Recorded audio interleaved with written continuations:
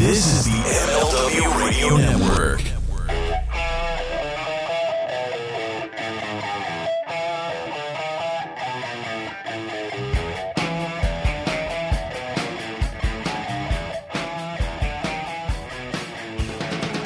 Welcome to the Mind of the Meanie, your weekly peek into the world according to former WWE and ECW wrestler, the Blue Meanie. We'll cover wrestling, music, movies, sports, and lots of useless knowledge, all contained in the mind of the Meanie. I'm Josh Shernoff, and he is the Blue Meanie. Meanie, welcome to episode 11. We've made it this far. We're still going strong. This is episode 11, right? Not 11.1. No. This is the, hopefully this is what everyone's listening to, and things are recording. We're doing things a little bit differently. We're actually recording over Skype right now. We're just continuing to try out different platforms, different things, just to see how it works, how it sounds, how it records. Also, we may or may not be recording video that could possibly one day be released if, say, we had enough YouTube subscribers over at youtube.com/mindofthemeanie. So let's keep working on that, and who knows what's going to happen. But hey, speaking of youtube.com/mindofthemeanie, let's get right into it, Meanie. The Mrs. Meanie run-in, the most successful thing we have ever done on this show, having zero to do with us. Hey, you know what? That's awesome. Mrs.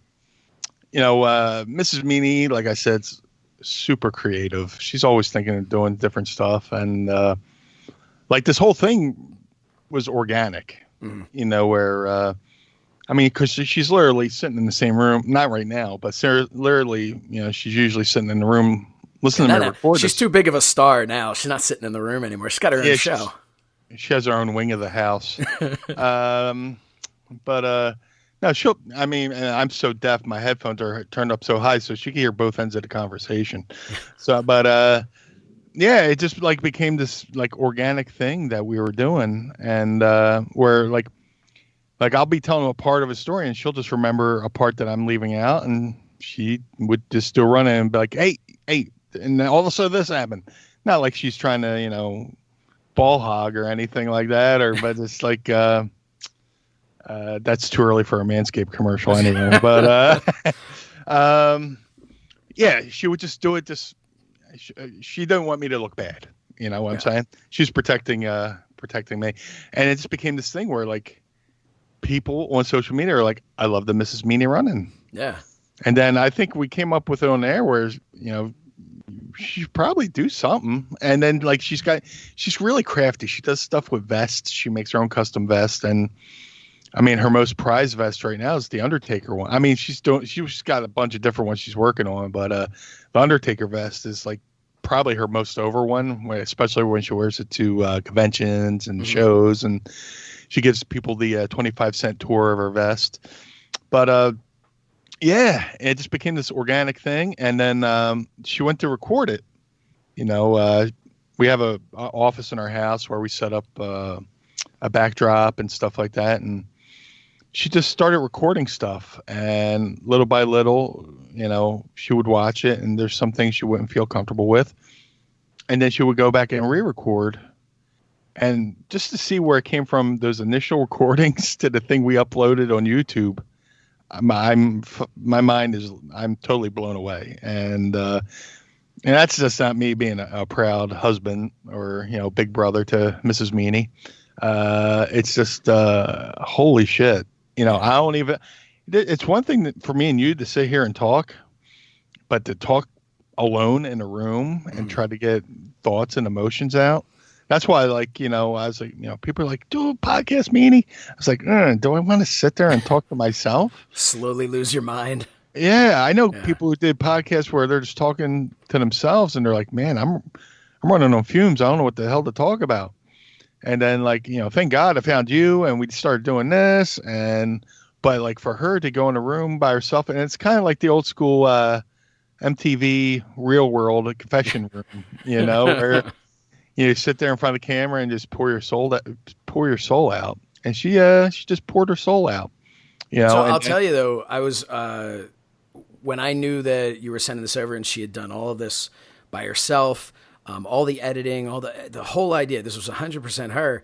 And there was, knowing how good her vest was and just knowing her a little bit, I had and I had expectations that this was going to be cool. This is going to be fun. But there was that little bit of me that's like, what if she sends this and this is like garbage? How do I tell, like, you know what I mean? Like, how do I tell Meanie? And I look at this, like I said, expecting it was going to be good just from the little bit that, you know, that I've seen this stuff. And, but man, I was blown away. I was just like cracking up, and it was just so good. And, people are already demanding a second episode. It's amazing. Yeah, I mean, I feel confident saying that it's coming even without her. I was almost getting a run-in from Mrs. Shernoff, which is not as exciting as a name as Mrs. Meanie. Hey, don't sell her short.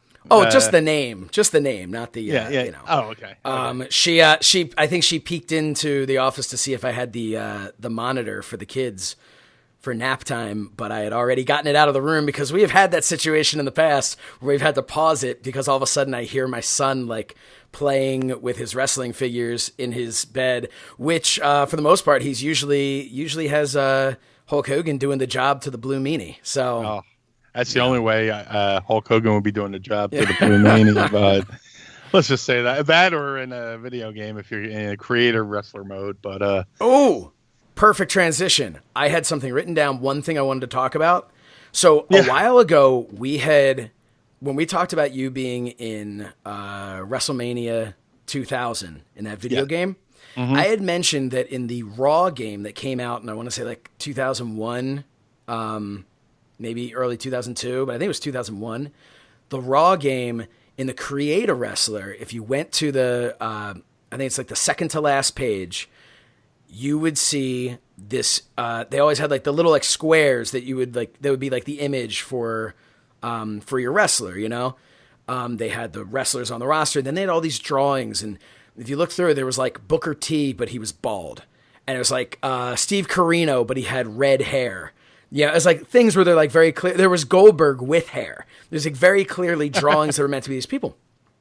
And the creators took these drawings from a WOW magazine, which was a short-lived magazine that Bill Apter worked for after his PWI days. And really awesome magazine, too. It's a shame that it didn't last as long as it should have. And actually, you know what? ECW for a while was, if you check out any of like the old TNN shows, their big WOW magazine banners and stuff. In WOW magazine at one point, Bill had gotten me and my friend JD to do, we're supposed to be like, who would we like to see jump from WCW or ECW to the WWF? And if you read the actual thing in there, it's like clearly Bill wrote the answer. Like I said, Scott Steiner, and everything after Scott Steiner was absolutely not my words. And then JD, who like barely even knew what wrestling was, goes into this long diatribe of like, well, this is a 3-part answer, and starts naming all of these guys. And I'm like, JD doesn't know who these people are. So Bill wrote those, but the pictures, he had a little picture there of me, a little picture of JD. In the game, in the Create a Wrestler, there were these drawings that the first one I'm looking, I'm like, that looks a lot like my picture. I'm wearing a hat, or I've got a white t-shirt. That looks a lot like my picture. And I'm thinking to myself, that can't be. You go over to the next one, and it is painfully, obviously, JD. Like, just a perfect caricature of him.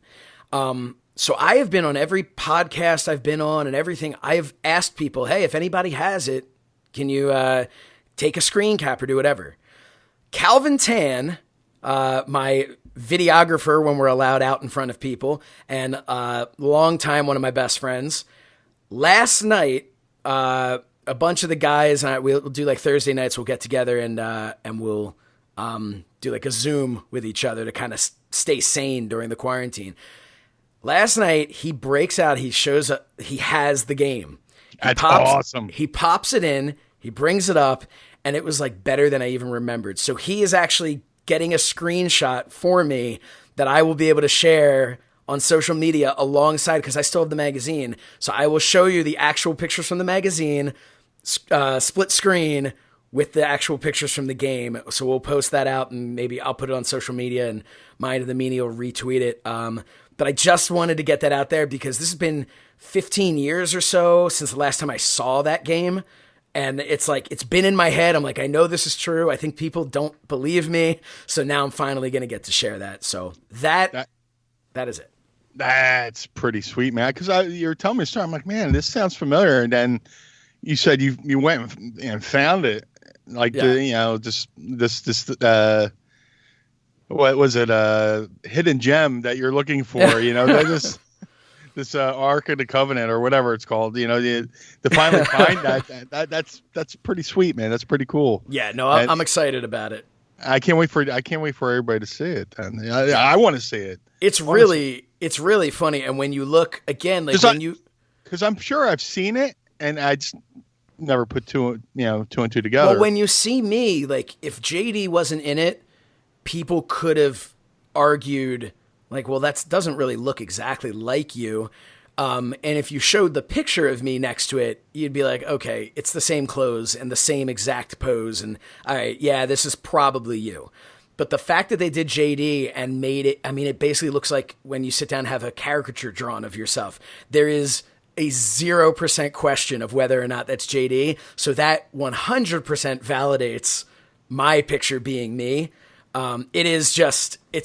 It blew my mind. You have to imagine I'm 17 years old, 18 years old when this comes out, an aspiring pro wrestler. I was actually in the picture wearing my Wild Samoan Training Center shirt. Like, so I'm training. All I want to do is be a wrestler. And I turn on this video game and I'm like, and it's like, you're excited. There was no social media back then. I couldn't hop online and tell people and show pictures. So this was something I'm like, just calling up my friends and telling them like, this is insane. And they're all like, yeah, I don't care. But it was, but for me, now it's exciting with social media. We've got all these thousands of followers who can just say, I don't care, not just a couple of my friends. So I'm really excited about it. Hashtag. So what's up, man? What's going on in the mind of the meanie today? First and foremost, well, obviously not first because we talked about a couple other things. Just things people say. Dude, I gotta just sort of kind of apologize to people because I wrote a couple posts on social media and Twitter and my Facebook, and something really cool happened to me during the week. And I was trying to share the story, and I think people thought like I was, dead or whatever. I don't know. It's like, I got a house I've been in since 2003, and I rent, and I got these wonderful landlords, and it's this father and son, and they need their own reality show actually, because I sit back and listen to them argue, and I just laugh.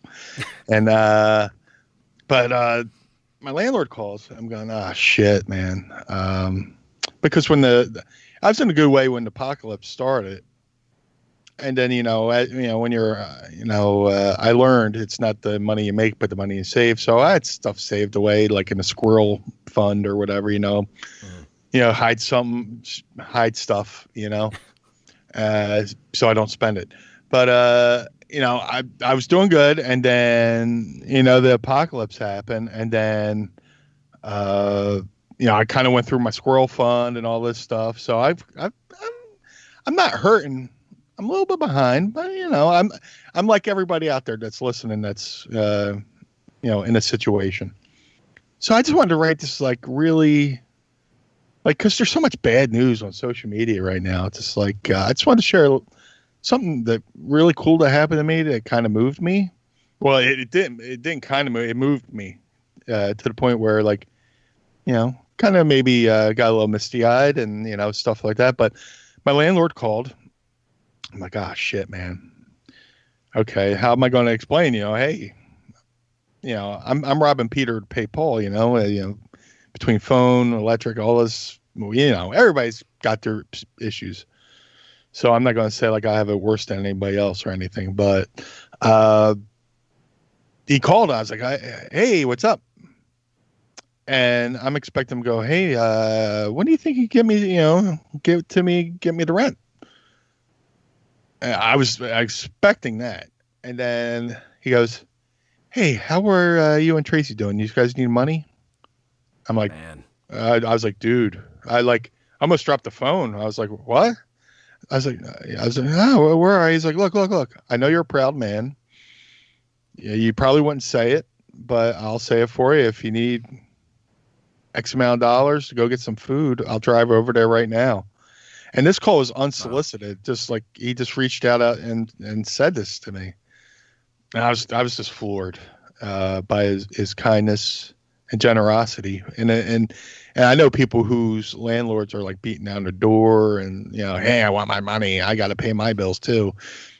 And all that good stuff. But, for him to reach out and say that, I put down the phone, I got a little teary eyed and kind of wanted to share it with people. Like, not like in a braggadocious way, but like, just, a way that, to show there's still good people out there, and I wrote that and what, I was already emotional from what my landlord did, but just the outpouring of people reaching out to me personally, whether text, DMs, instant messenger, whatever. You okay, man? Give me your PayPal or whatever. People are just reaching out to me. I'm like, hey, I'm like, hey, I'm just sharing a feel good story. I'm not doing some kind of carny trick here where I'm like, just, begging for money. I was just sharing a good story. And, and I learned a lot, who my friends are. And I learned a lot from Who Cares and stuff like that, because I shared that and like by the, within an hour, I had like 20 messages on my phone and then in my DMs and people are like, hey, but, I just want to say thank you to everybody who reached out to me. And I'm sorry I alarmed anybody, I have that Catholic guilt where like, I'm just going to sit here like, shit, why did I even say it? But, I was trying to share a good story and, just, for everybody out there, keep your chin up. Like,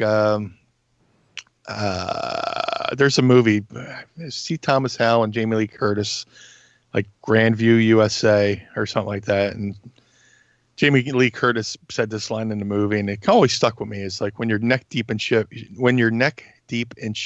keep your chin up high. So that was my message. When everybody's up to their neck in shit right now with stores being closed and people being out of work and people not getting their unemployment and people not getting their stimulus checks and people trying to keep the lights on or whatever or whatever situation they're in, everybody's in shit. And I was just, sharing to let people know, hey, I'm there with you. And I hear you, I understand you. And the fact that all those people reached out floored me. Just like, because you always wonder, just like, you always wonder where you stand in the world sometimes. And the people showed me that, they showed me, there's still good people out there. And I really appreciate everybody who reached out. So I wanted to get that off my chest before, I forget it. And then I, go up in the bathroom and punch myself in the mirror because I forgot to say it. And it just, I appreciate if you're listening to this and you reached out to me. And even if you didn't reach out to me, the fact that you're listening to this podcast, I appreciate each and every one of you because it's fucking tough times, man. Tough times. Absolutely. And, we've, aside from even just people reaching out in that way, the people who have reached out, we've gotten some messages recently from people just about how much they've been enjoying the podcast as a way to get them through the apocalypse. And there was one guy who's a truck driver, he's essential, and he's been working through everything, and sent a message out about how much our show is helping him to get through his drives. So I think he appreciates them being like 3 hours long. But no, and other people just, we've talked in the past, people who are recovering from surgery or whatever, any of those types of things, we always appreciate when you reach out. It's very humbling for that. And then especially, seeing, I saw your post and I saw the responses from people, and it's just, it on one hand, it blows you away. On the other hand, you're just kind of like, it's not that surprising to me, because you've built up this fan base over the years of people that really appreciate how you've entertained them. That's one thing. People always have things to say about wrestling fans. And trust me, I've had things to say about wrestling fans in the past. But as a whole, that community is very, very loyal to the people that they're fans of, and not just the characters, but the people who portrayed those characters. And we've seen that with wrestlers who have had a GoFundMe for a surgery or something like that, or they've been in some form of financial trouble, and and these fans just reach out. And that's just, to me, that's just awesome. In any way, anybody who's reaching out to help somebody, whether it's someone they watch on TV or just a neighbor or a friend or someone they don't know. I mean, in these times, which seem on a week-to-week basis to be getting worse in a lot of ways, really just an awesome thing. Like you said, it reminds you there are good people out there. And I truly believe, I think there are more good people than bad people. I think the bad people out there have a very loud voice, but I think there are more good people out there. And so just keep being good to each other, and keep listening to our show and enjoying it. Well, I mean, that's, I'm sorry, go ahead. No, I was going to say now your regularly scheduled ball joke. But yeah. No, that's the gist of the show. It's to be a happy distraction. Yes. We want to be a happy distraction. I know we go long. Us? No. But I have a buddy named Danny Bland. He's an author, and he was just on Dana Gould's podcast, and he said the best line, and it's resonated. It stuck with me. He's like, people go to a buffet, and they take that word buffet as a command. Where That's so true. You have to go to a buffet, and you don't have to eat everything. You just eat portions. No, you have to eat everything. And then when I heard that, I was like, well, yeah, our podcast, we go a little bit long, but you can, take this podcast in portions, I never have understood, and, we have we have on iTunes, which again, hey, listen, even if you don't listen to us on iTunes, if you have access to iTunes, if you think we have earned a 5-star review, it would mean the world to us for you to put that on there, a rating and review. It actually really helps us a lot. The more reviews we have and the higher our rating, the more iTunes will, apparently their little bots and computers will spit us out to people as a suggestion, and help spread the pod. So even if you're not listening to it on iTunes, because we are everywhere. We have tried to be absolutely everywhere that you could possibly listen to a podcast. But we really appreciate everyone who has reviewed and given us a rating. And we did get one rating from somebody we got a 5-star rating, which again, we're 5 stars across the board, which really means the world to us. And we're really happy. Absolutely. We're striving to give you 5-star material here. But he did say that, as much as he loved it, he did say that it was too long. I'm not even going to say by name. I'm not calling him out because everyone's entitled to their opinion. But I will say, because someone had said this in the past too, hey, Meanie and I are just talking. So we're going basically until one of us has to get off the phone here. And we just talk and have a good time and want to have fun. As Meanie is saying, do not feel that you have to listen to everything we're saying. We even sometimes, like when we finish a topic, that's a perfect place. Just stop in the middle of us talking. We won't be offended if you stop after 30 minutes of a 3-hour show and jump back in a couple days later.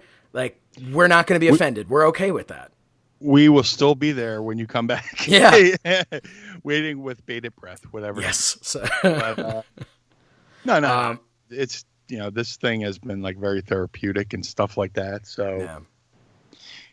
Hopefully it's therapeutic for people listening. I mean, this isn't our We Are the World speech or anything like that or whatever. It's something that's meant to be fun. And there's plenty of podcasts that talk about different things, and they're everything from lighthearted to serious, or so there's topic centric. We just try to be a little bit of everything. We're like a bag of Chex Mix, Yeah, and sometimes we're going to be serious, which I guess what's serious in a Chex Mix? Probably the pretzels. The pretzels? I was going to say the pretzels. Then they felt like, I don't know, I guess the pretzels, they're pretty serious. Yeah. And sometimes you're just going to get some nuts. Yeah. But no hair if you go to manscaped.com, promo code meanie. Hey, here's something that we do that a lot of other podcasts don't do. We talk about our soft seltzer, which actually somebody started a hashtag soft seltzer, which I love. And I've been looking into local places where we can get that blue meanie berry or blueberry meanie or whatever it's called, soft seltzer. I haven't really found anything yet, so Pod Squad, help us out here. But in the meantime, hold on, we're putting out an APB for all eyes and ears or noses for a localized seltzer company that would like to partake and name a seltzer. Not only name a seltzer of us, but we can in return promote them. Yeah, and barter. Let's barter. Yeah. So right now I have a brand new seltzer flavor I've never tried before. It's Wegmans brand. But now I felt like when I went shopping, I was like, you know what? I can't just be drinking the same thing every single week. I have dragon fruit berry. You can see here. Dragon fruit berry. I have no idea what to expect, but we're going to give it a shot real quick. Okay. Sorry. I popped it too soon. No, go ahead. No. That's good. Can you smell that? That's good. Yeah. That's pretty good. No, it's just my mic. Oh, that's good. Now, I don't know what dragon fruit tastes like, but I'm assuming this. So. It's fucking dragon jizz. Oh, delicious. Goes down smooth. So yeah. Anyway, isolate that sound. Yeah, it's dragon jizz. Ooh. But I feel like that's not a T-shirt. No, it might be one to wipe off with, but it might be. It's one that I think Mikey Whipwreck would enjoy. One of those, the nice dragon. Can we get one made that looks like Mikey's old dragon shirts? Yeah, but with a little extra something. Yeah. Okay. So I got I want to say it says Pure Aqua, but I think we got it at in the words of Manswarner, we got it at Aldi's. Can that be a shirt? Yeah. Dude, Mance's face, and we got it, and the Audi's logo. Nobody's gonna have a problem with that, right? I don't think Aldi's would have a problem with that. It's it's Aldi's, we got this at Aldi's Belvie lime. It's like I guess it's like a mom and pop brand, or I don't know if it's Aldi centric. I don't know. Here, I'll put it up in the camera there and see if you can see it. Yeah, I can see it. It's a little too shiny, but hold on, let me see. Ooh, I got some on me. You did. But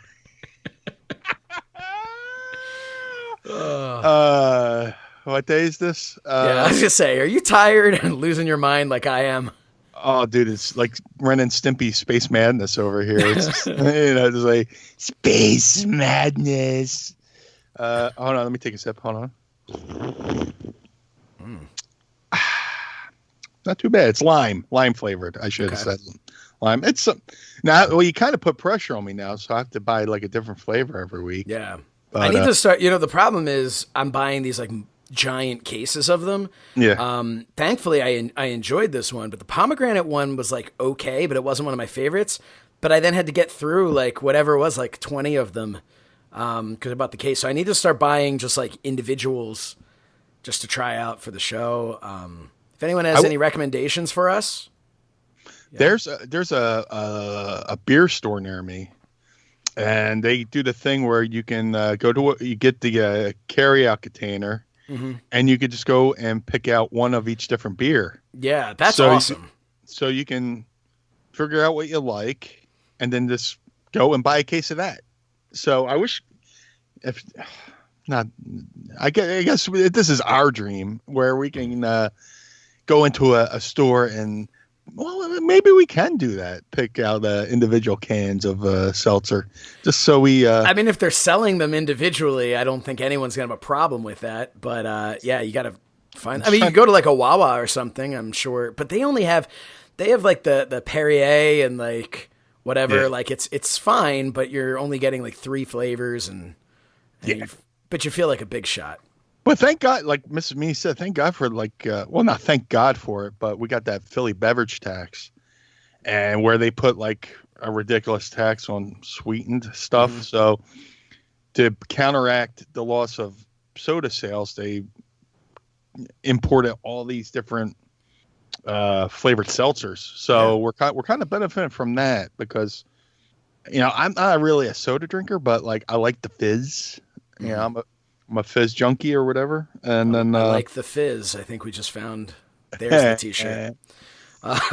That's the motto. Can you tell we haven't had a new T-shirt in about a week, and I'm like itching to get a new one. Yeah. Oh yeah. That and thinking of ideas for the names of the show. That's like our thing. Like, well, that's several texts. What do we talk? First off, like when we hang up. And I try to do the screen cap of, us recording. And then I usually like to say, the show's in the can. This is what we talked about.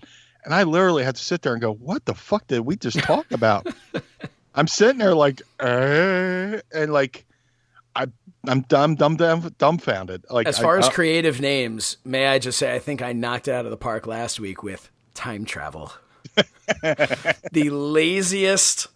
I'm just like, we can call it time travel because I don't remember a single word we said in this entire episode because we did 2 episodes last week. You just only got to hear one of them because the other one didn't record. So, but it's just like, what do you think? I was like, do we go back in time? Call it back in time, or I guess my favorite one is just Chumbawamba. Yeah, that was a good one. Because that's like people are like, what the fuck does that mean? I mean, like I know Baby in a Beanbag Chair was a good one too, I think. Yeah. So we're trying to get there with the entertaining names just to make people go.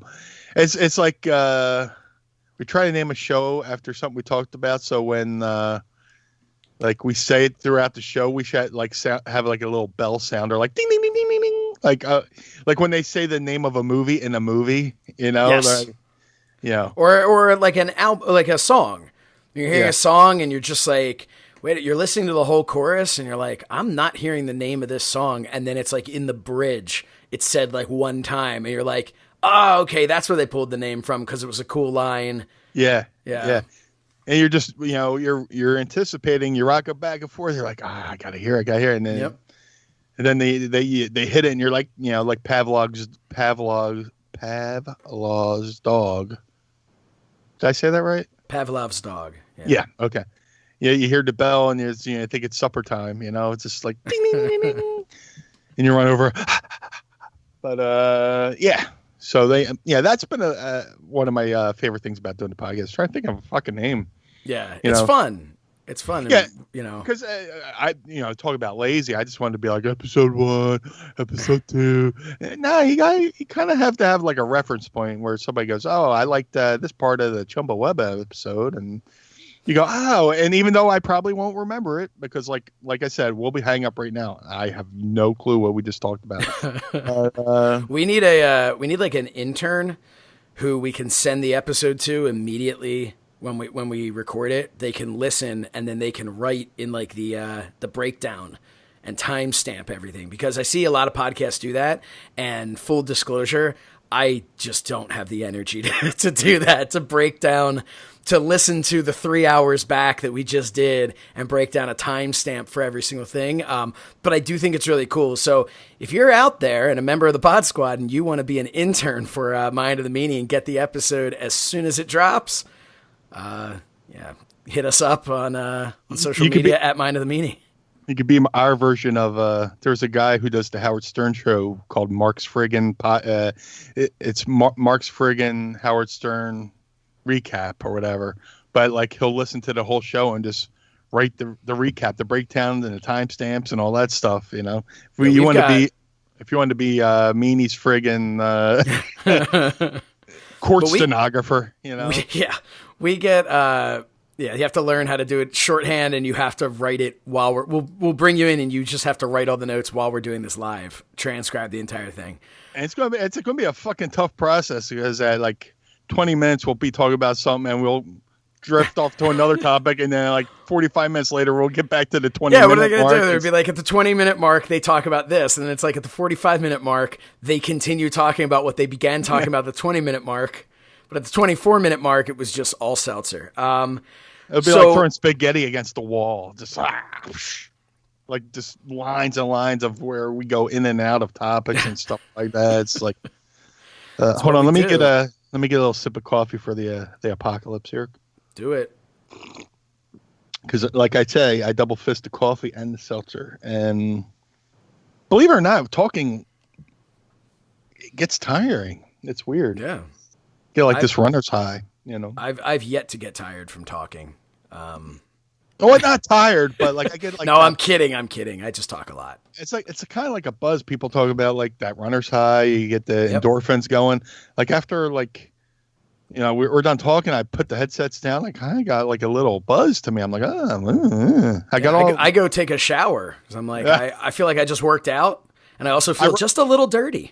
I run away from the computer, and Mrs. Meanie there with a cup of Gatorade, and I just run past her and drink it and go up to the bathroom and, you know, force feed the toilet. Run upstairs and feed the fish. But I always try to keep. Well, the point of that fucking sentence was I try to keep a beverage near me. So right here to my right, I got the lime seltzer. Over here, I got my Jack Skellington mug with coffee, and then I got like a bottle of Poland Spring water gimmick stuff. Let me show you what I have here, especially because we may one day release this video. None of these mugs have anything, but I have a So Says Shernoff mug. These are all just sitting on my desk. I have the, there you go, the Shernoff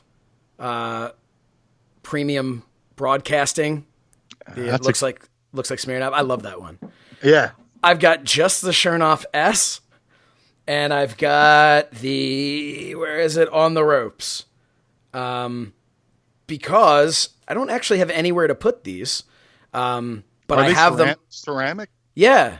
So I have them, but I use them on my desk when I do So Says Shernoff, which is only once a month, but I have and I like to change it out each time, but I have nowhere to put these. I was keeping it up behind me for a little bit, but now I put my old TWF belt up there. So I'm just because I was jealous of you having a belt. Well, I'm going to have to one up you because I have the 3PW World Heavyweight title somewhere in this house. You got to find that. I'll have to I'll have to put one on each shoulder.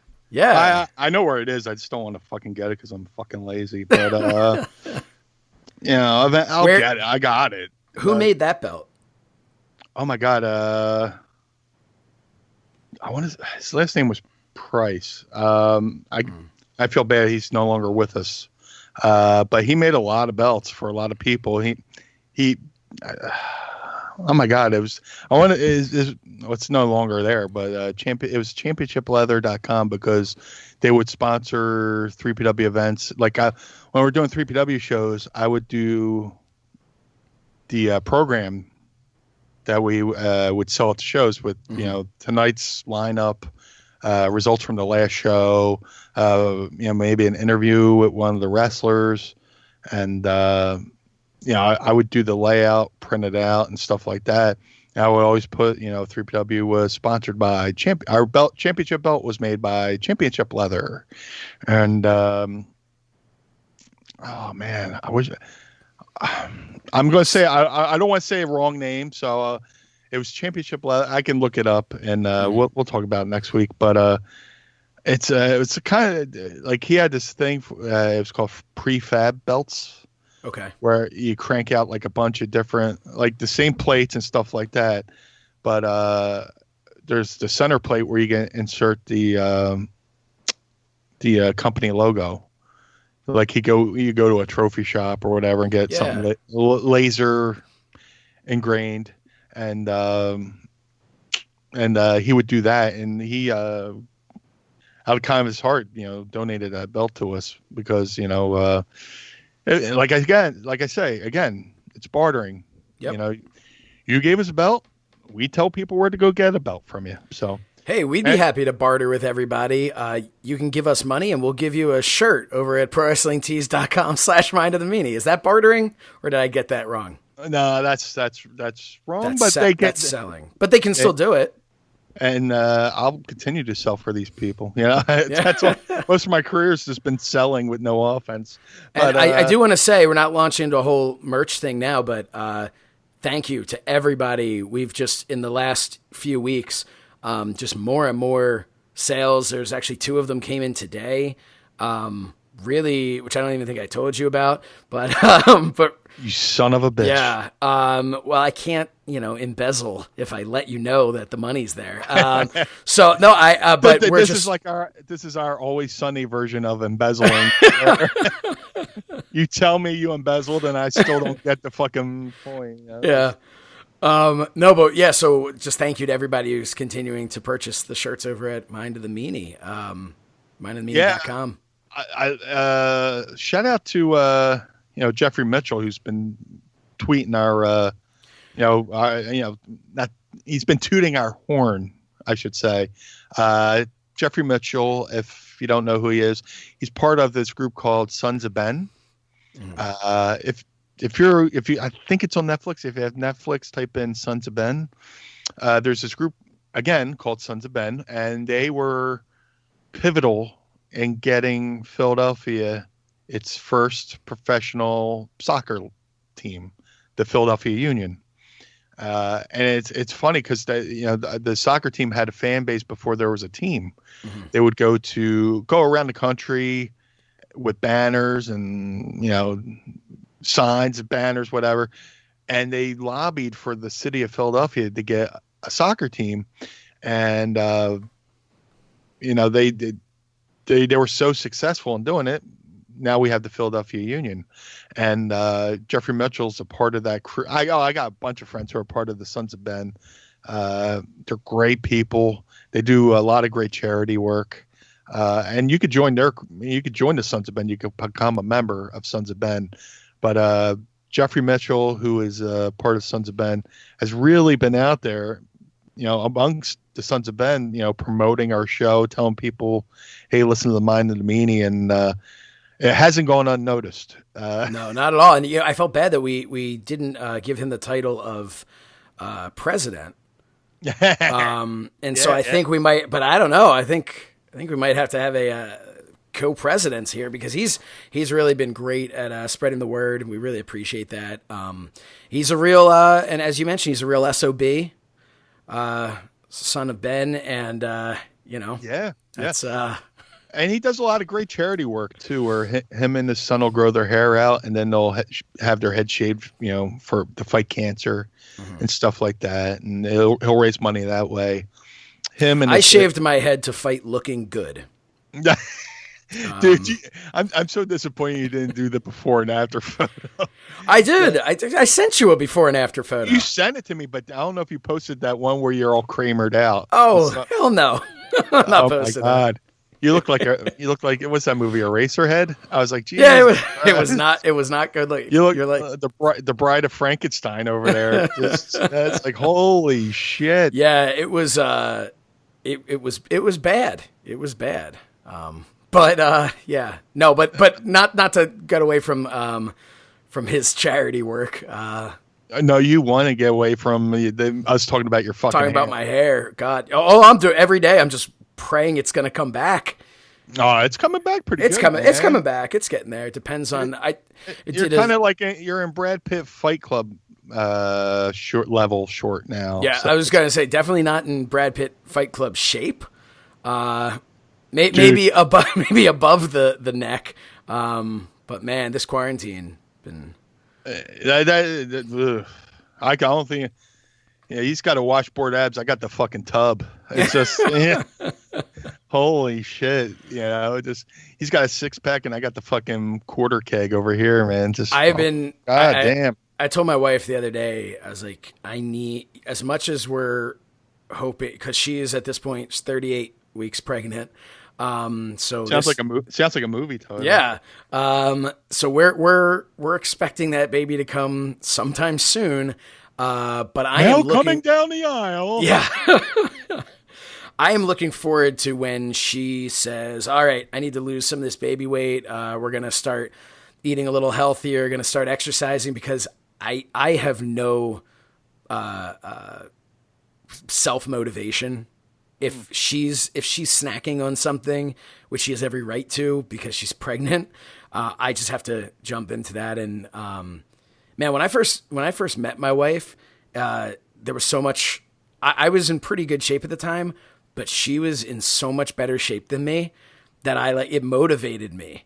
Like I was like, oh, I think I'm doing pretty well, and she was just like, ripped. It was ridiculous. And she still manages to be in better shape now. This is going to be after 3 kids, and still manages to be in better shape than me. But hey, I ate a lot during all those pregnancies too. So. Hey, yeah, and now you have no excuse, man. Well, I'm kind of on the flip side here. I don't know if I talked about this last week, but me and during the whole quarantine apocalypse thing, we kind of gave up drinking. Well, we did give up drinking, just because, God forbid. I mean, all hospitals are overrun. You can't go to the hospital. If you leave, you got whatever, all this stuff, right? God forbid, one of us, has one too many, and we, trip and fall and, hit our fucking heads, and we're not in our right state of mind. To avoid all that, we're like, you know what? We don't need to fucking drink, and we haven't had anything to drink. And dude, I weighed myself last week, and I'm down 15, 20 pounds just from not drinking. And, like I said, things are a little rough too, where, again, this is me, I'm trying not to be alarmist, but, we're trying to eat better. We're rationing, with meals and stuff like that. So what we do is we'll go buy a bunch of stuff at the Aldi's and stuff like that, or, ShopRite or whatever. And we'll make snack plates where she'll grill up a bunch of chicken, put it in the fridge. She'll shred it up, and she'll make a plate where there's a little bit of chicken, there's some cashews, there's some carrots, and stuff like that. So we've been eating a lot better, and we're really saving a lot of money because we would be going to the Oregon Diner twice a week, because you're bored, you don't want to do anything. Let's go to the fucking diner. We're like furniture in that fucking place, to where they got the menus and they're walking to the table before we can even come through the door. It's just like passing a baton. Trying to catch up to grab the baton, but it's a menu. And so yeah, we've been saving money that way. We haven't been saving money, but not going out and drinking booze and all that stuff. So I've been finding myself putting on shirts and feeling a little bit better about myself, and hopefully when all this blows over, hopefully I'm if this is a bad situation, but hopefully this situation kind of rewired me to where I can go, you know what? I don't have to go out to eat. I can just have a snack plate. I can drink a seltzer. I drink my coffees black because, when I was in my 20s, I was disgusting. I would drink a whole fucking 2-liter in one sitting because, it's cheap. It's 99 cents, back in the day. I'll go, fucking Homer Simpson it, or Barney the drunk it, just beer. There's beer in this ashtray. Blah, blah, blah, blah, blah. But I would drink my coffee like. I'd be like, give me a large coffee, extra cream, extra sugar. And you can literally just my spoon would just stand up in the thing. It's just like, oh. But like I kind of grew out of it to where it's just like, I would order coffee. Well, I would try to order it with like cream and Splenda. I realized that a lot of people who are serving the coffee probably don't drink coffee, so they don't know the right balance. Yeah, that's very important. People sometimes don't. The ratio is very important. The Splenda to cream or if you're doing sugar, whatever it is, very, very important. And they do that liquid sugar, which just fucking, dude, that would destroy my insides. You'd have to say real sugar or, I went over to Splenda for a little bit or whatever. But I was like, you know what? Fuck it. I'm just going to drink my coffee black. Yep. And you know what? It really ain't that bad. Here's a little trick I do, a little meanie pro tip. Like if I drink I've been drinking my coffee black, and sometimes I want a little bit of flavor. So before I make a pot of coffee, I'll put the coffee filter in the basket, and I'll sprinkle the bottom of the coffee filter with cinnamon, like ground cinnamon, and then I'll put the 2 scoops of coffee on top of that. So when the water seeps through, it brings the coffee and the cinnamon flavor into the coffee. Wow. So I never thought about that. It's even better than just sprinkling some cinnamon in. That's right. Because you're not, because if you try to put you're like infusing it. That's awesome. I learned that, back when I lost all that weight and I was seeing a nutritionist, he kind of gave me that tip and I kind of stuck onto it. Mm-hmm. Just put it in the bottom of the coffee, filter, and it just bleeds through into the flavor of the coffee. Because like if I got this cup of coffee next to me, if I try to put cinnamon in it, it'll just float to the top, and you're like, you got like cinnamon teeth, and it's like, and you're stirring it, so maybe, but at that point, best case scenario, it just sinks to the bottom. You're not even, it's I agree. I switched to drinking black coffee a while ago. Every once in a while, I'll put like a little splash, like skim milk or something. If I'm just, I don't know, if I'm, feeling jumpy. But no, I just, to me, black coffee. Yeah, high coffee. Black. I'm just repeating whatever you're saying now. Black coffee to me is coffee the way it's meant to be, and it took me a long time to realize that. But yeah, it's you're tasting the actual coffee, and I love it bold, strong, as strong as can be. There was this one restaurant, I can't remember what it's called. I went there on New Year's Eve with my wife and some friends. I think it was like the final time anyone ever got together and did anything. But we went there. It's in King of Prussia. I can't remember what it's called though. But we went there and they had some sort of dessert where it was like ice cream and coffee, and like you pour the coffee into the ice cream. I don't know what it was. Whatever. I don't know because I ate it so quickly that I didn't even commit it to memory. That coffee was some sort of espresso something. It was so strong. It was amazing. It was so good. And there are some coffees that, man, just like I'm not really a big Starbucks fan of, I don't really like Starbucks coffee compared to like Wawa. I'm a big Wawa coffee guy. Yeah. But, yeah, man, just big into coffee. Dude, with the, I was going to say, I've done the thing where you put a scoop of ice cream in the bottom of the cup, pour the coffee in, and that way you get a little bit of cream in that. There's a name for that, but I don't know what it is. I was trying to think of it, and I totally blanked out. Can we do a Mind of the Meanie coffee? Dude, if somebody's out there and they want to do a Mind of the Meanie coffee, I am so down. And what would that be like? Would it be like a blueberry? I keep going back to blueberry because why not? Blue Meanie, so like a blueberry infused. I've done stuff with companies where like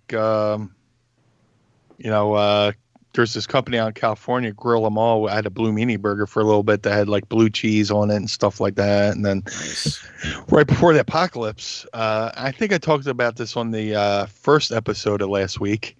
I was talking to, and I don't know what the state of the world right now, but I was talking to a company about doing a Blue Meanie beer.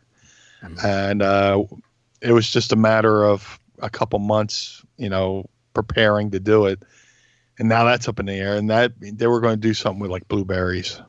But like you keep going back to, it's mine and DeMeanie. It's the Blue Meanie, but you have like some kind of flavor with the coffee that would have like a hint of blueberries or something like that, or just something like that. But hey, if somebody and especially because I want to, again, shout out to RJ City, who every Sunday on his YouTube channel drinks coffee in his underwear and does a live chat, which is hysterical. I would gladly send him some Blue Meanie coffee he could drink it. I think I know of a local brewery that might not like not brewery, I guess what would you call them? They're coffee brewery, right? Coffee gimmicks. Coffee, yeah. Well, it can't be a brewery. It doesn't have to be coffee carnies. They're brewing it. Yeah, I have no idea. But whatever they are, they're a local coffee place, and they have made. I know they've made things for local businesses. They've made like short run things of coffee. So maybe we'll reach out to them and see. Let us know. Let us know on social media at Mind of the Meanie. Would you be interested in a Mind of the Meanie blueberry flavored coffee type thing? A blueberry meanie coffee. Let us know. Also, you know what I found? Every once in a while, I'm like looking through like, hey, what other kind of like cool things can we have? Because I have this dream that one day we're going to be able to go to conventions and interact with our fans. Maybe sometime in like 2024, that'll be able to happen. But so I'm looking, I'm like, okay, well, what kind of like cool stuff could we do? Is like giveaways or merch, and I somehow stumbled upon this a stress ball, but it's shaped like a brain, but it's blue, and you can put your logo on it. And I'm like, this was made for our show. This is incredible.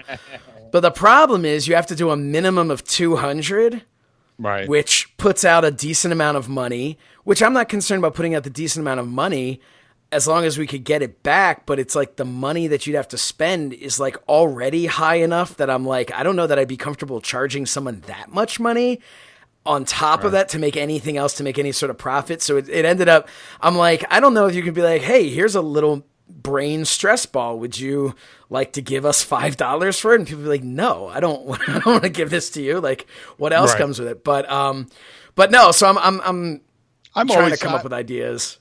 I'm always trying to Ralph Cramden the fucking idea for the show and stuff like that too. And we've talked about it, and I got ideas that we want to do. Maybe we'll partner up with somebody. It's good to keep aligned with other businesses and stuff like that, and because everybody benefits when everybody works together and stuff like that. Dude, you just said that brain idea, and we could talk off air about that, about possibly doing something with that. Because I don't want to say on the air, because then if we don't do it, people are like, hey, where's that thing you said you were going to do? Yeah, I was comfortable saying it on the air because I don't think we're going to be able to do it unless the Pod Squad wants it so badly. I don't know, maybe we could do that, like a limited run of 200 of them and put them up and see how quickly they sell. But they're like but they're brain stress balls. They're not, I don't know. I'm not doing a good job of selling it to the Pod Squad when I'm like, hey, that's fun, but yeah, what are you going to do with it? Although this time I think we could all use some stress balls right now. And if you're stressed and have been neglecting your balls, you should go to manscaped.com and use the promo code Meanie and Meanie. I think that is a perfect opportunity for us to talk about Manscaped. What do you think? Just surprise me with the music. I'll surprise you with the music. Hey, listen, the reopening is right around the corner, and there's a chance that no one has seen your balls in a few months. So do not ruin your first post-quarantine date with a ball fro. Would you show up to the first day of school without a haircut? No, you wouldn't. So make sure that you get yourself a ball cut. Meanie, manscaped.com, promo code Meanie, that's how you get it. You can save 20% and free shipping. But Manscaped is here to provide you the best tools for your grooming experience. We've talked about this for a number of weeks. We really appreciate them being a sponsor again. I guess my question is, when was the last time you shaved your balls? And that's not really for you, Meanie, unless you want to volunteer that information. It was more rhetorical to our Pod Squad members. Yeah, I'm keeping it quarantine chic over here. So, man. But when the apocalypse is over and I want to come out of my bunker, I will gladly be manscaping. I'll be Edward Scissorhandsing. I'll be making sculptures and all that good stuff now. No. Right now you've got kind of like a dreadlock thing going on, from what I understand. Yeah. It kind of looks like the singer from Counting Crows over here, but oh man. Well, if you would like to shave Paradise, that was a reference to when they covered the Pave Paradise and put up a. Never mind. So, Lawnmower 3.0 is the best hygiene tool for the modern man. Because of their ceramic blade and skin-safe technology, your snags will be reduced while preparing yourself for post-quarantine life. Manscaped is forever changing the grooming game with the Perfect Package 3.0 Essentials Kit. So let's tell you a little bit about that. Perfect Package 3.0 comes with the new and improved Lawnmower 3.0, which is a water-resistant cordless body trimmer, performance boxer briefs, and a travel bag for you to use when you're done quarantining. The boxer briefs are actually incredibly comfortable. I have those.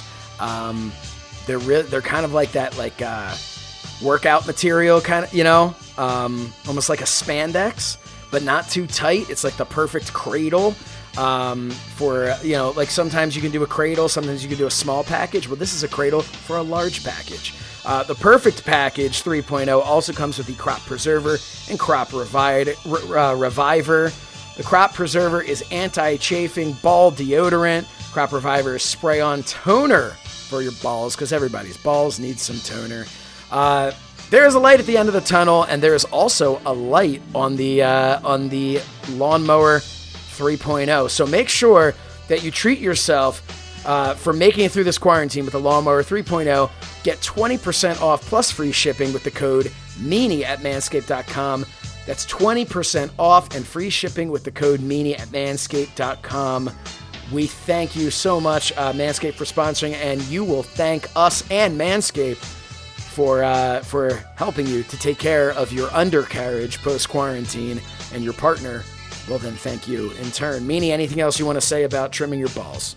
Dude, I just wish this had existed when I was a younger Meanie and I was out there trying to impress my date, and I would walk in and I got like toilet paper little dabs because I nicked myself all over, and I looked like my undercarriage looked like the catcher for the dart team. Nice. I wish I had Manscaped in my late teens, early 20s, where I was just like, hey, check me out over here with my hardwood floors. But yeah, man, Manscaped is doing men justice with the great technology and everything else that comes along with the packages and stuff like that. So I'm very happy that they decided to come to Mind of the Meanie and say, hey, we believe in you, we trust in you to get the word out about our product. We've heard great things about your balls. Yeah, we're here. You're building pools. You're building skate parks. But yeah, on a serious note, no, seriously, it means a lot because they could be spending their advertising dollar anywhere, and they chose Mind of the Meanie, and me and my balls are very appreciative.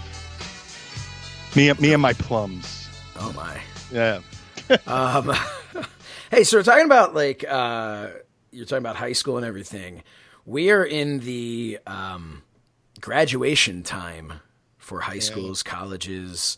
My daughter just had a pre-K graduation yesterday, a pre-K graduation Zoom party, and we did a drive-by of her school, which really didn't seem like something we needed to be doing, but she seemed to have a good time with it. It was just, for me, it was like a little sad because she's not going back to that school. She's going to start in a new school for kindergarten. So it's like a little sad, but I thought maybe this would be like a cool thing to give a shout out and congratulations to anyone who's a college graduate or a senior or a parent of a graduate, senior in high school who's graduating.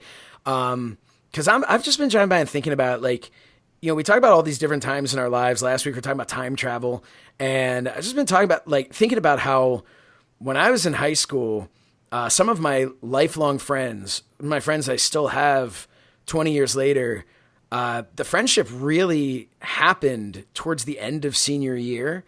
Just so happened to be that way with the people I became friends with. And into the summer post high school was just like the best summer of my life. It was just so much fun. I was in a band. We were having a great time playing pool parties. And it was just awesome. And I'm thinking back to if this quarantine had been going on during that time, I don't even know what I would have been doing with my life. I don't know where things would have gone, because so much of what I did after the fact was kind of shaped by the experiences I had during that time period and the friendships that I made. So yeah, I mean, I'm not really going anywhere with this other than it just popped in my head. And I thought, like, hey, congratulations to anyone who's graduating. You might not be getting the graduation that you want, but if I can make you feel any better, I got caught, and my brother got caught 2 years earlier in a torrential downpour during our graduations from high school. So, you know, I kind of know what it's like for your graduation a little bit to kind of get ruined. Be glad at least you got to stay dry. But no, it sucks. It really just sucks. It does. It's a shame. Yeah. But yeah, dude, my high school years were fun. You know, I always talk about, like, you know, my early childhood where I was asthmatic, had problems, felt different. But as my health got a little bit better and going to high school, and I just like today, I think I pretty much can get along with everybody. You know, I was friends with the jocks, the nerds, everybody.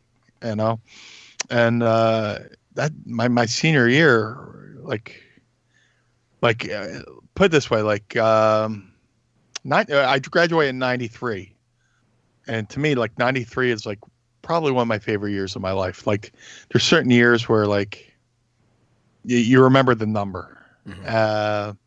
Like, if I ever get a jersey made, like a sports jersey with my name on it, like, I got a Phillies one, and I got a couple Flyers ones, and I got a Philadelphia Phantoms one. My buddy was the equipment manager, so he got me. He's like, I get Meanie put in the back, and then they're like, "Oh, what's your number?" I go, 73, the year I was born. If it wasn't, you know, for 73, the other number I would pick would be 93. It was just like, so it was a good year. Graduated high school. You know, so there's something about that 93 Phillies team that they didn't win the World Series, but man, was that fun. But that was, I mean, that team could have easily been you could have made a movie about that team. And I'm pretty sure Major League was kind of based on that, because with the Wild Thing, yeah, Wild Thing, wearing 99 and all that stuff. And Charlie Sheen, when did that come out? When did I'm not sure. When did Major League come out? I thought that was before. Are you fucking fact checking me? I'm fact checking you right now. Go ahead. All right. But while you're fact checking me, 93 was great. I graduated high school, and like I said, like, that summer I graduated was just a lot of fun. And it was like, you know, the last summer where, okay, you graduated high school, but you're going off into the real world. And if there's, I always look for, like, storylines or, like, keystone moments or correlations. That's the word I'm looking for, correlations.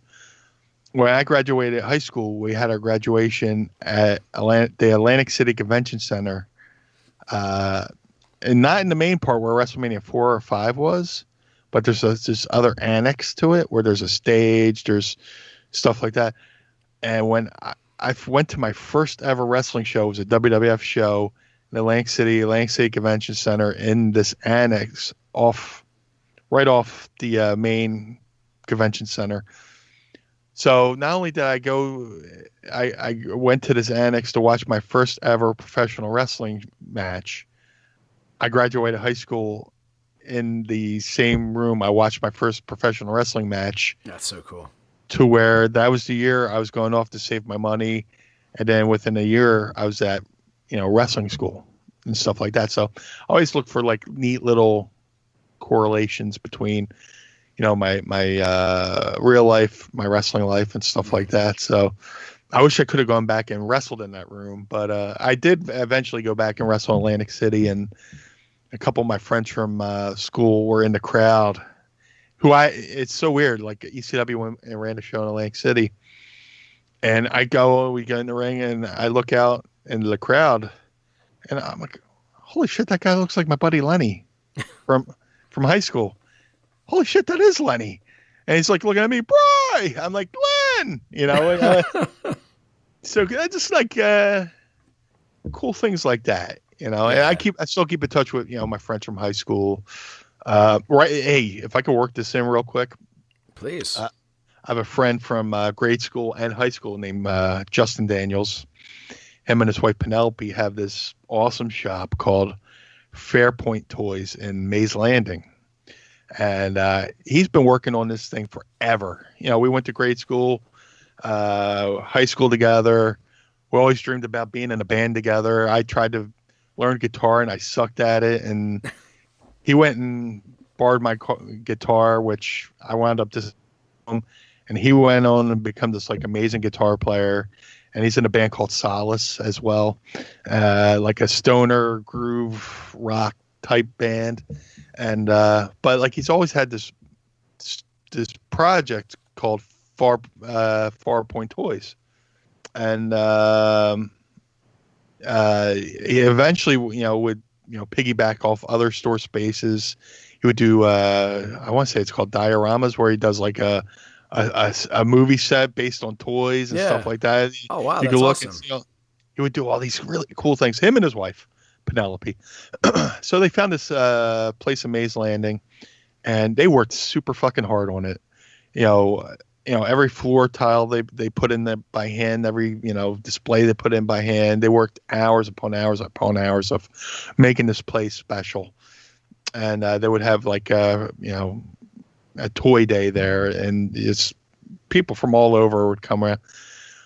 So they fell on hard times with the COVID and the quarantine and stuff like that. And they were kind of getting a little by, doing, live streams and stuff like that. But, this past week we had like this major storm that came through, and you texted me that your house lost power and stuff like that. And like me and Mrs. Meanie were like sitting here, and we had like a tornado warning too, which was, and like you're listening outside and you're like hearing stuff and you're like, oh man, I hope that's not it. Hope this ain't it, Yeah. Well, Justin and Penelope were at their store, Farpoint Toys, and they got hit by the storm. Not only to the point where the power supply that runs to their building, something happened and redirected all the electricity back into their store, blew out every electrical socket. Oh, jeez. To where like the back wall caught on fire and all this stuff. So, they went and they were having financial troubles as it is. And, this just threw a totally different monkey wrench into the whole, they're looking forward to opening up, when the state open up in like a week or two. And, this really threw a monkey wrench into them to where their buildings become like totally uninhabitable. Uninhabitable. There. First day with the new mouth. But my point is they started like a GoFundMe, and like I said, I know everybody's neck deep in shit right now. But if you're able to like spare $1, $5, if you go to GoFundMe and look up the Farpoint Energy, Fire, and Pandemic Fund, I've shared it on social media. Yeah, we'll share that. We'll make sure to share that again. Too. Yeah, just looking to help a friend who's been there my whole life, who rooted for me when I wanted to get into wrestling. And I rooted for him when he got into music. Like, he if I hadn't given him his first guitar, he probably wouldn't have, start playing guitar. And like, we were together. We always joked about getting into wrestling and being a tag team together. And then, life kind of took us in different directions. I moved to Ohio to train with Al, and then like he was doing his thing. And then we came back together through social media, and like, our conversation, picked up where we left off. Like, hey man, what's up? And it hurt. Like, I'm all in favor of like small business too and stuff like that. So they're a small business that's hurting. So if you want to help a small business, check out their GoFundMe. Anything helps. Anything helps. And that's my thing. I just want to help out a friend who I love and cherish. So. Yeah, absolutely. We'll put that out on social media again for people to be able to make sure people can find that, and then we'll put it on Mind of the Meanie, and then we'll share it out on our personal ones as well. And let's see if we can help people out. Look, I mean, if you can't, like Meanie said, we understand this is a tough time for everybody. If you can, then help out. And there are ways to help out even that aren't financial to help people, to just lend a hand or just be a positive person. We've kind of talked about that over the last few weeks. Just kind of, don't be a dick. That's kind of. Don't be an old world dick, but oh no, you could be a new world dick. Yeah. BlueChew.com promo code Meanie. There you go. I had to get the whole thing in there. It doesn't count. Yeah. So like, that's even if you're listening and you're financially strapped, don't feel guilty about not being able to. But hey, if you could just share the link, that's as good as gold too. Yeah. Like, look, I see a lot of people out there with GoFundMe's that are having hardships, and then people go, "Well, what about me?" I understand everybody's in a situation, and if you can't help financially, if you can, just share the link. Maybe somebody else can. There's a lot of people out there who love toys. And here's the fucking kicker about it. Their store's about to be featured on a Amazon Prime show about toy stores. It's called A Toy Store Near You. And they're about to be featured on this show, which would have helped their business. And now they have to almost hit the reset button. So let me ask you, do they sell wrestling figures? Yeah, they sell wrestling. All new ones, or they sell old ones? A little bit of both. Okay. Because they have like a bin of loose figures, and then they have stuff that's still in the package and stuff like that. But they do a lot of Star Wars. They do. I mean, it's nerd central. And I mean that in the most positive way. Sure. He had like the whole battleship for like the G.I. Joe battleship. Last time I visited his store, he's putting together this G.I. Joe battleship. I was like, man, I remember this from when I was a kid. Like, you walk into Farpoint Toys and you're walking into your childhood basically. And, they would buy, they would sell, they would do online and all this stuff. And it's a really good community they had there. And, it's still there. And their GoFundMe, I mean, it's amazing how many people have reached out so far. They're like halfway to their goal, but if we could just give it a little nudge, dude, toys. I mean, I'm a 47-year-old man, but I still look at toys and think of my childhood and fantasy. Like when I was a kid, I would disassemble all my G.I. Joes and reassemble them with different parts and stuff, and have my own like G.I. Joe wrestling promotion and stuff like that. And I would make little cardboard belts with like little strips of Velcro and make my own belts for my G.I. Joes and stuff like that. And that's awesome. Yeah, I'm a big. Oh, I'm sorry. Keep going. No. Anybody who's like Snake Eyes was like a masked wrestler, stuff like that. The ninja, or stuff like that. But I'm a big action figure fan, and we may have talked about it before. I know we've definitely talked about like how I'm a fan of the Major Wrestling Figure podcast, and I love what those guys are doing. I've got, you can't see it here, but I have in my office, I've got this big DTOF, which is like a case from IKEA, and I have all the Hasbro action figures like displayed in there, and then I've got in my office. Like my office out of the house, which I really want to bring it back. I just don't have any room to do it here. But I have this on a shelf. I've got action figures, as many as I could find from everybody that I've worked with, whether it's people that I had wrestled before, or most of them are people that I have interviewed or had on as guests on my show. And now, of course, I do have a signed Blue Meanie action figure as well. But yeah, I'm a huge fan of it. And I think like what you said, like you look at it and it's just the reason that I love having the Hasbros is that was my childhood.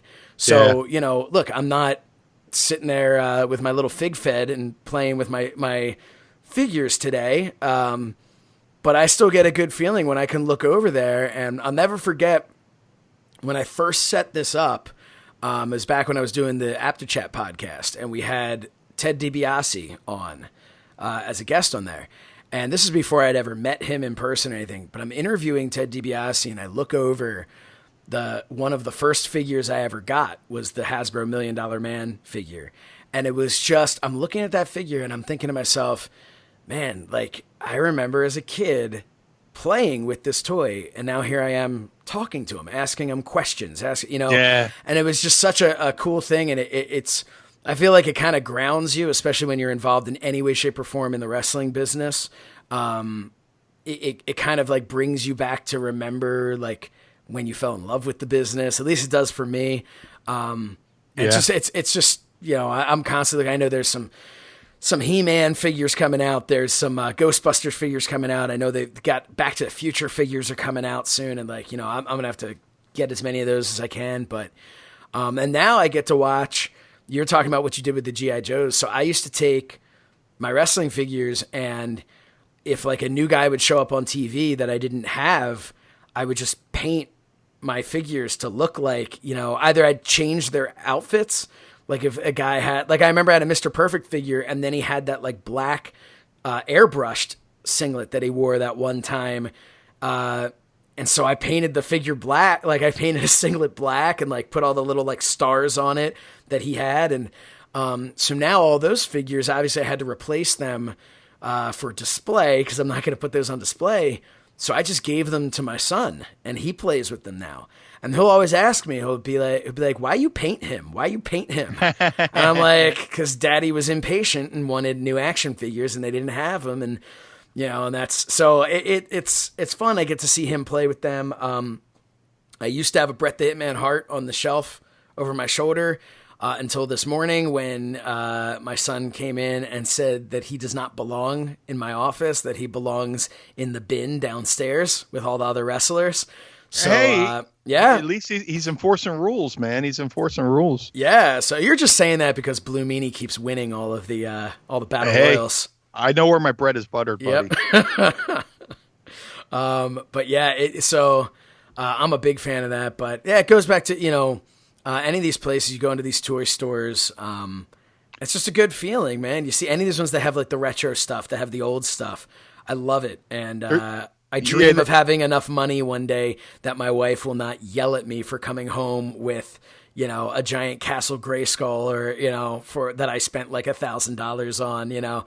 I have not done that because she would yell at me. But I dream of the day when I can do that. And with the Farpoint Toys, you know, I would go into their store and dude, I got this, I don't know if you can see it behind me. This Sergeant Slaughter, like it's an old Sergeant Slaughter shampoo bottle. Oh, wow. From the 80s. I was like, oh my God. And, you know, you walk in and you find like a hidden treasure like that. That's so cool. And they were doing like online giveaways. And I unknowingly won one of their contests because I was just, they had someone on social media. They had one of the original Atari ET games. That was thought to be been lost, but you know somebody like found them. All buried, weren't they? Like all supposed to have been buried or something. Yeah. And yeah. And there's a documentary about that too. But dude, it's in mint condition. So they're doing this contest, share and like our post, and you'll be automatically be on there. So I just liked and shared it, thinking I was liking and sharing my friend's store. And they're like, the winner is Brian Heffron. They literally pulled my name out of a hat, and it was just like, I got the, I won the ET Atari game that I'm staring at right now. But yeah, I got figures all over my house, man. On the stairs up to my second floor, I got a Reggie White Eagles. It might be a McFarlane. I got a Roy Halladay figure commemorating his perfect game that has like a mock replica ticket from the game, stuff like that. We got like a WrestleMania 15 dual pack, Al Snow and Road Dogg that is Mrs. Meanie's, because that was like her era of wrestling and stuff like that. And of course, she loves the Undertaker. We got Luna. I got a blue blazer. And then I have an area in my house. I call my shit shelf, but it's like stuff on it's not shit. I got like a Bobby Heenan. I just got an Andy Kaufman. Oh, nice. Captain Lou. I got and they're just scattered throughout the house. So are they loose or are they loose? Card? Loose? Yeah, okay. Yeah. But like some of them I found at Farpoint Toys and stuff like that, or you go to conventions and again you're bartering. Oh sure, I'll give you 8x10 for that. Whatever. I remember there was the Starcast. I don't know if it was Starcast like 3 or 4 or 10 or whatever it was. I don't know, but it was back in Chicago. It was the one when they were back in Chicago. And I guess I'll look over at my tie. It was Starcast 3. But I have my ties hanging over there. Some of the ones that were like specific events, I just have them hanging there. I have to Google my events. Well, you've had a lot more. You've had a lot more events than I've had, so Yeah. But that's questionable. But But no. So I remember somebody was selling all of these like Hasbro's, because my collection's not totally finished. I still have about maybe like 8 or 9 guys that I don't have, and then I have the ones that I want to kind of one day upgrade to kind of, and like I'll sell these because they're in pretty good condition, but I want to upgrade them for complete mint. But I remember seeing the 1-2-3 Kid, which was one that I had. He was there mint on card, and I never owned anybody from that last series except for Adam Bomb, who I have mint on card. And I got him for I remember my brother had to convince me to spend like $10 to get him at like a trade show. And he's like, dude, you should get it. I'm like, nah, man. I'm like, this is from like years ago. I don't need it. But I bought it for $10 and now it's worth like significantly more than that, like hundreds of dollars. But the 1-2-3 Kid one was like selling for like, they had it there, I want to say like maybe like 150 or something like that. And I'm like, I can't rationalize, dude. It is selling for, I might be wrong if I say like 800 or like 600 or something, but it's like, it's at least like 4 or 5 times what that guy was selling it for. And I'm like, oh, I should have gotten this. But then my wife always goes, well, who cares? You're not going to sell them anyway. And I'm like, yeah, but our kids and grandkids they can sell them for all I care one day, when I'm gone. I'm like, this is an investment in our family's future. And she just like looks at me, but yeah. They're like bonds. Yeah.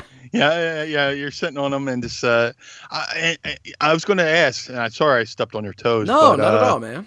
Is that the one where on the cover he has the shaved eyebrows? Yes. Okay. Yeah, it's his first action figure, which is the weirdest thing about the figure. The figure is perfect, but it's a recycled body. But it's the first time the body makes any sense. It's the body that was used in the first series in 1990 for Ravishing Rick Rude. And then it was used again later on for Ric Flair. And then it was used again for the 1-2-3 Kid. But for the 1-2-3 Kid, it's perfect, which shows you how absurd this body was for Ravishing Rick Rude. That it's the perfect body for the 1-2-3 Kid. Like, it was insane. Well, hey, they're all from Minnesota, so they're both from Minnesota. Yeah. So maybe that's the connection. I don't know. Maybe, but yeah, on the card he has his shaved eyebrows from, who was it who shaved them off? Do you remember? I think it was the Smoking Guns. Smoking Guns, right? Because he had put crazy glue or whatever in their hats. No, that was his receipt back to them. Oh, really? They shaved off his eyebrows, so then he went and put crazy glue in their cowboy hats. Okay. So when they went to take off their hats in the ring, they just took all their hair with them. But that was his first promo pictures. He has no eyebrows, and that's what made it onto the card there. But that's one that like I'd want to do. Like at this point, I'd want to do mint on card as many of the ones that I don't own in my, like if I'm gonna buy them at this point, loose versus mint on card, I feel like the prices are pretty close. Like I'd rather have one that's just brand new, and I just can't. I know like Matt Cardona now.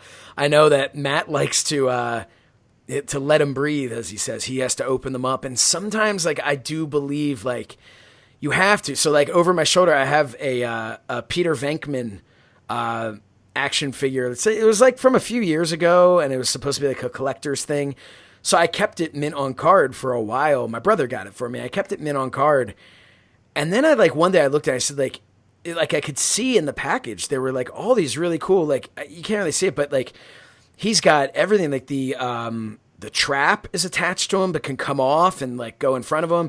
And he has like the whole proton pack and everything. And I was like, this toy needs to be displayed. Like this needs to actually be displayed with, shooting the beams out of it. And like, so sometimes I feel like that has to be the case. But with the Hasbros, like the Hasbros oftentimes didn't really have any deco on the back. Like I remember as a kid getting Bret the Hitman Hart and looking on the back of him and going like, well, where's all his like, where it says Hitman on the back? Well, they just didn't have that. Like, so I don't feel like you're really losing anything by keeping those mint on card. So that's just, I don't have the heart to rip those open. I just can't. Yeah. Well, that's why a lot of guys will buy stuff in like 2 or 3s. Yeah. You have 2 that keep on card, and then like one, like Matt Cardona says, let it breathe. Yeah. And stuff like that. So, it's one. Yeah. I almost hate taking things out of the package, like you said. Yeah. Like I still got my Roy Halladay in the package, my Reggie White in the package. I have a Reggie White over there, over on the shelf, so I can't get it because I'm all plugged in here. But you said yours was. When was yours from? Because mine's like an old. Which one? Which one again? The Reggie White. You said you thought it was McFarlane. Like I said, I can't get up either. Does he have the? Because mine was like I want to say Tops, but I don't think it was Tops. You know what? Let me scoot over there. Just I'm gonna get mine. No, everybody can. Okay. You can stay on while we do this. Put in some hold music. Hold on. Right, please hold.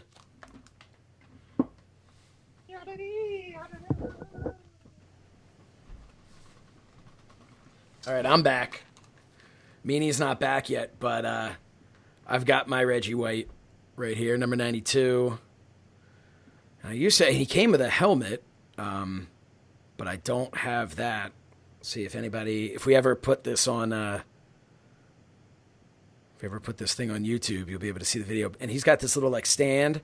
So let's see what it says on the bottom. 1988 NFLP, 1988 NFLPA. So I guess the likeness was owned by the specifically, I guess, NFLPA. Maybe that's for the Eagles. I don't know. I'll have to look this up, but who made this? I think Meanie's is probably going to be much cooler than mine, but these are, dude, for 1988, these are awesome. Look at the likeness for those of you who can see this on video, but see this, Meanie? Yeah, mine's a McFarlane. Okay. Mine is not. Mine's from 1988. I was just talking to the Pod Squad about that. Dude, I might have to steal that from you. No, I'm just kidding. It's great. And somewhere I have, because I know I've seen this line around somewhere, he has a little helmet that goes on too. But these, I can't remember the company that makes them, but it says on the bottom, copyright 1988 NFLP and copyright 1988 NFLPA.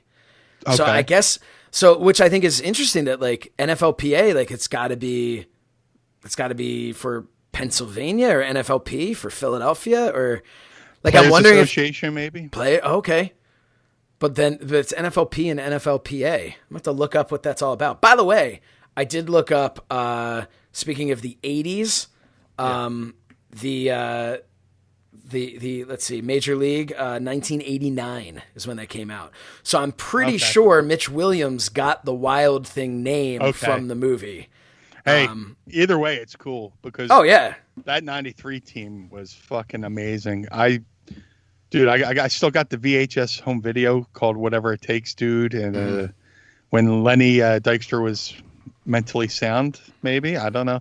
But him and Harry Kalas do the voiceover for it. And even though they didn't win that year, the fact that they beat the Braves that year in the National League Championship Series, because the Braves were a fucking machine. Yeah. They had won the National League East like 13 years. They had a good run of like 13 years dominating the East. And for the Phils to beat like, that team, with McGruff and all that, the Crime Dog and all that stuff. Oh my God, when they won, that was amazing. Amazing time. See, to me, the fact that they lost to Toronto, that made me feel like, well, as far as the United States go, we won. Yeah. It doesn't count because this is Canada. Here's how much of a fucking homer I am too with sports and stuff. I got to work in the Skydome for WWE. There was a Raw and a house show, and I went over. I just like stared at the fucking area where that fucking ball went over, and I was like, "Motherfucker." And then you see a movie like Big Daddy with Adam Sandler and Frankenstein the Kid.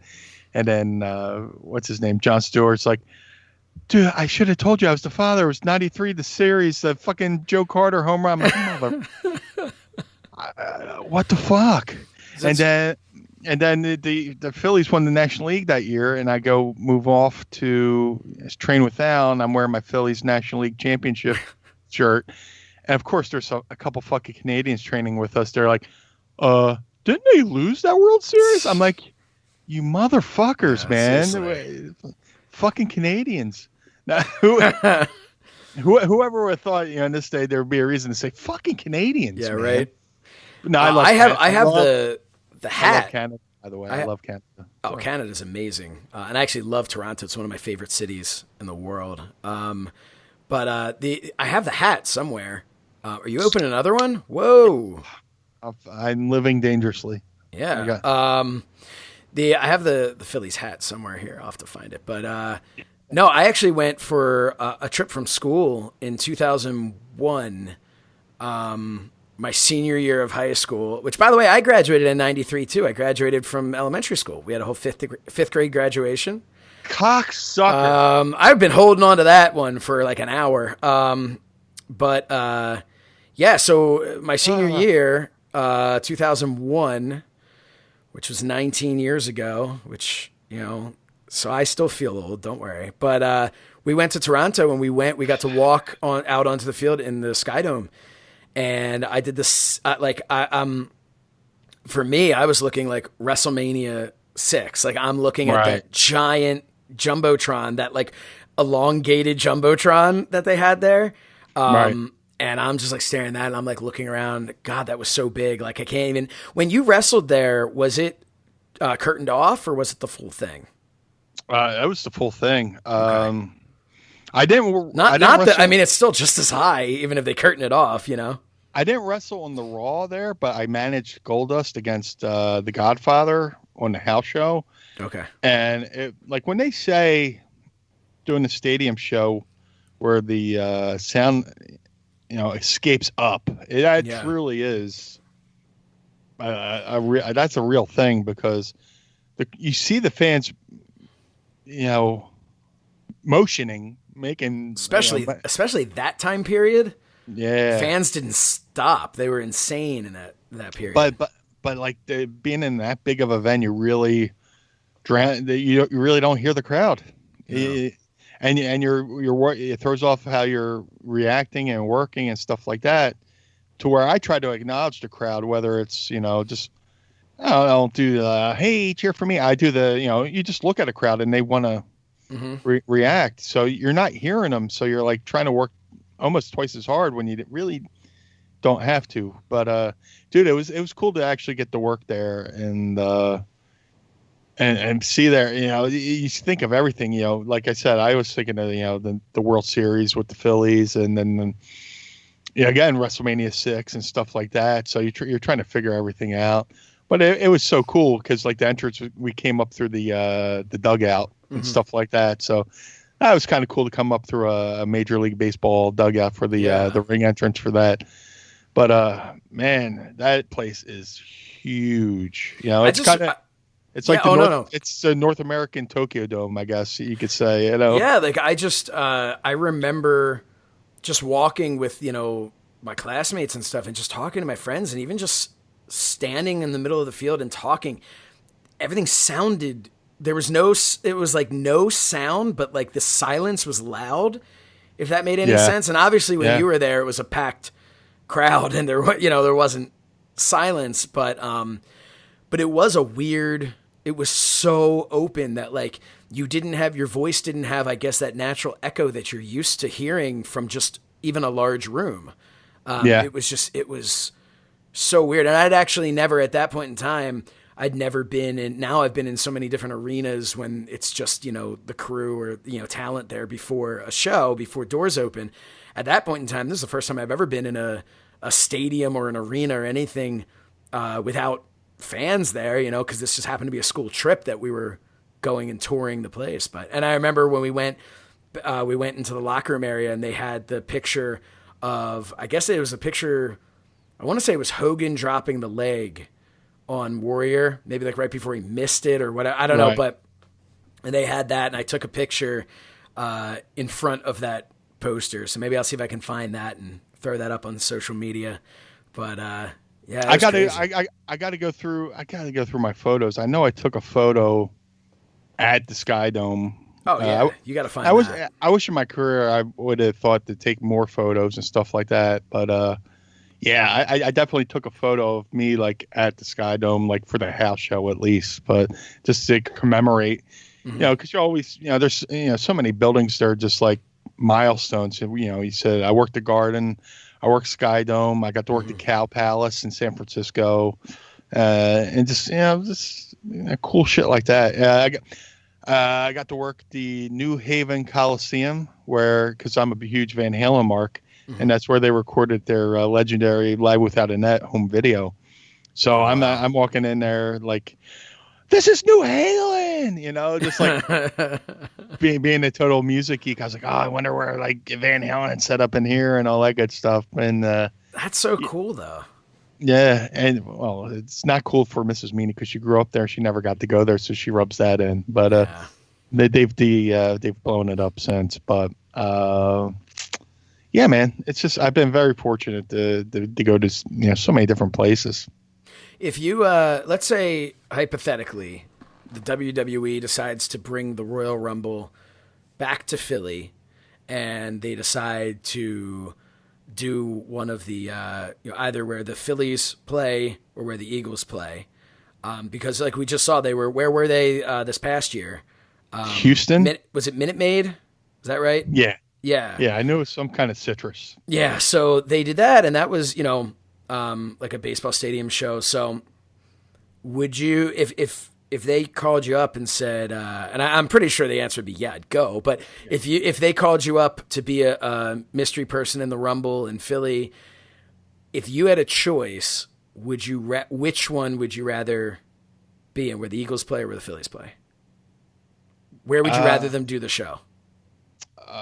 Probably the Phillies, because that's just, you could save WrestleMania for the football stadiums and do the Rumble in the baseball stadiums kind of thing. But I don't know if they would do it here because it'd be January. It'd be fucking. Yeah, I mean, it's not seeming likely, but freeze my tits off. Yeah. But yeah, that would be awesome to be there. And I was almost in the Rumble, not the last one that was in Philly, but the one before that.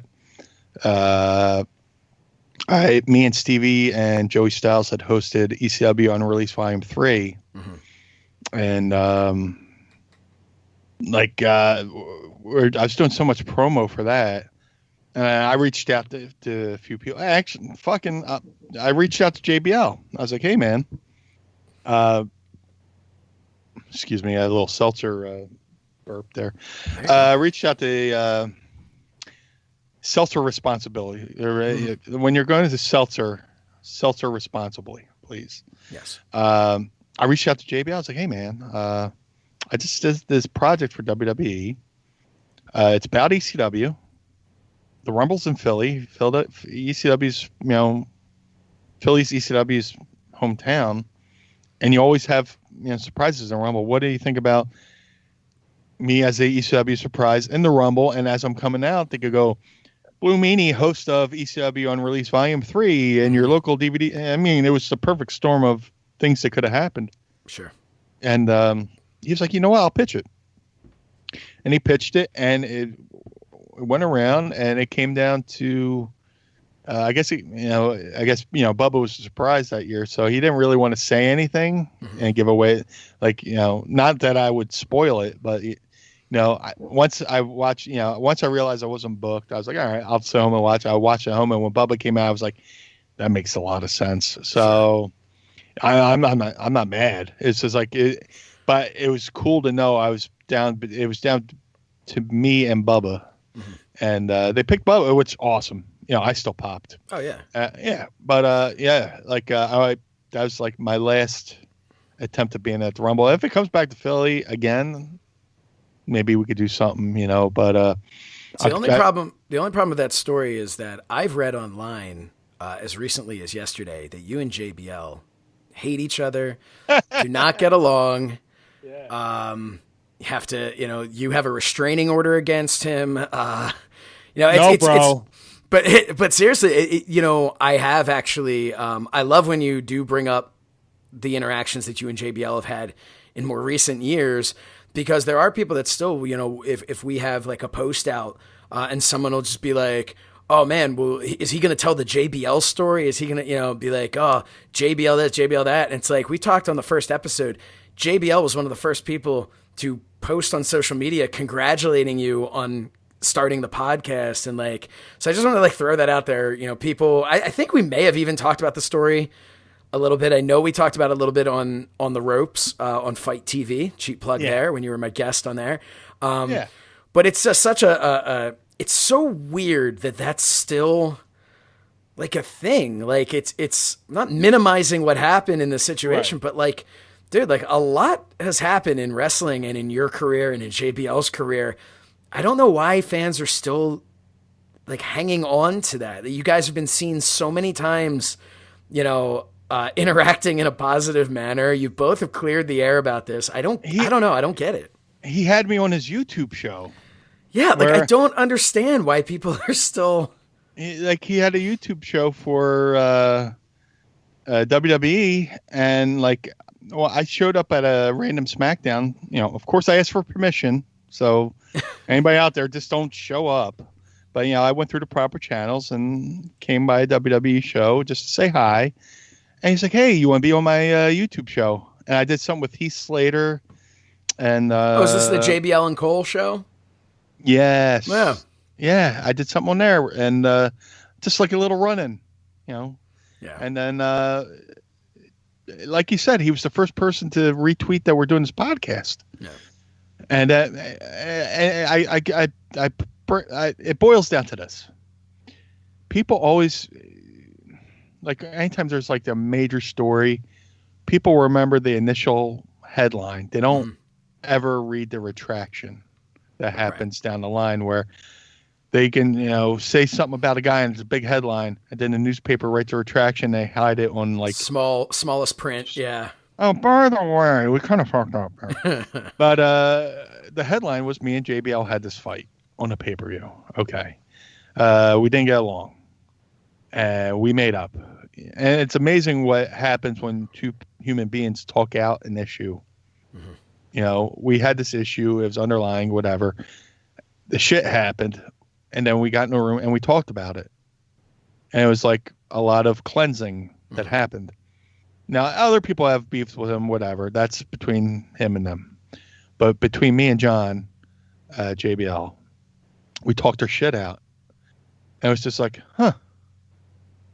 And it's just like, if we had done that maybe when I was in the WWE at the time, I wish I would have had, like we talk about time travel. I wish I could put my 47-year-old brain in that younger body to where I could have just, maybe said, hey, man, what's up? But I let shit fester inside me and boil up to a point where I probably could have taken the better route. Like, I mean, what he did, all the stuff we went through sucked. Yeah. But, it was crazy times. Pressure. There's a lot of pressure when you work in WWE. So pressure and then, friction are a recipe for disaster. Yeah, and and that's something that we talked about last week was like being able to take a look in the mirror and apologize and change and grow as a person. So yeah, like you said, he's got a lot of issues with other people. I have never met JBL personally. I'd like to one day. I've never met him. He has never done anything to me, so I try to judge people based on how they treat me. Because there's always three sides to every story. But. Yeah. But as far as this goes, I like to believe that,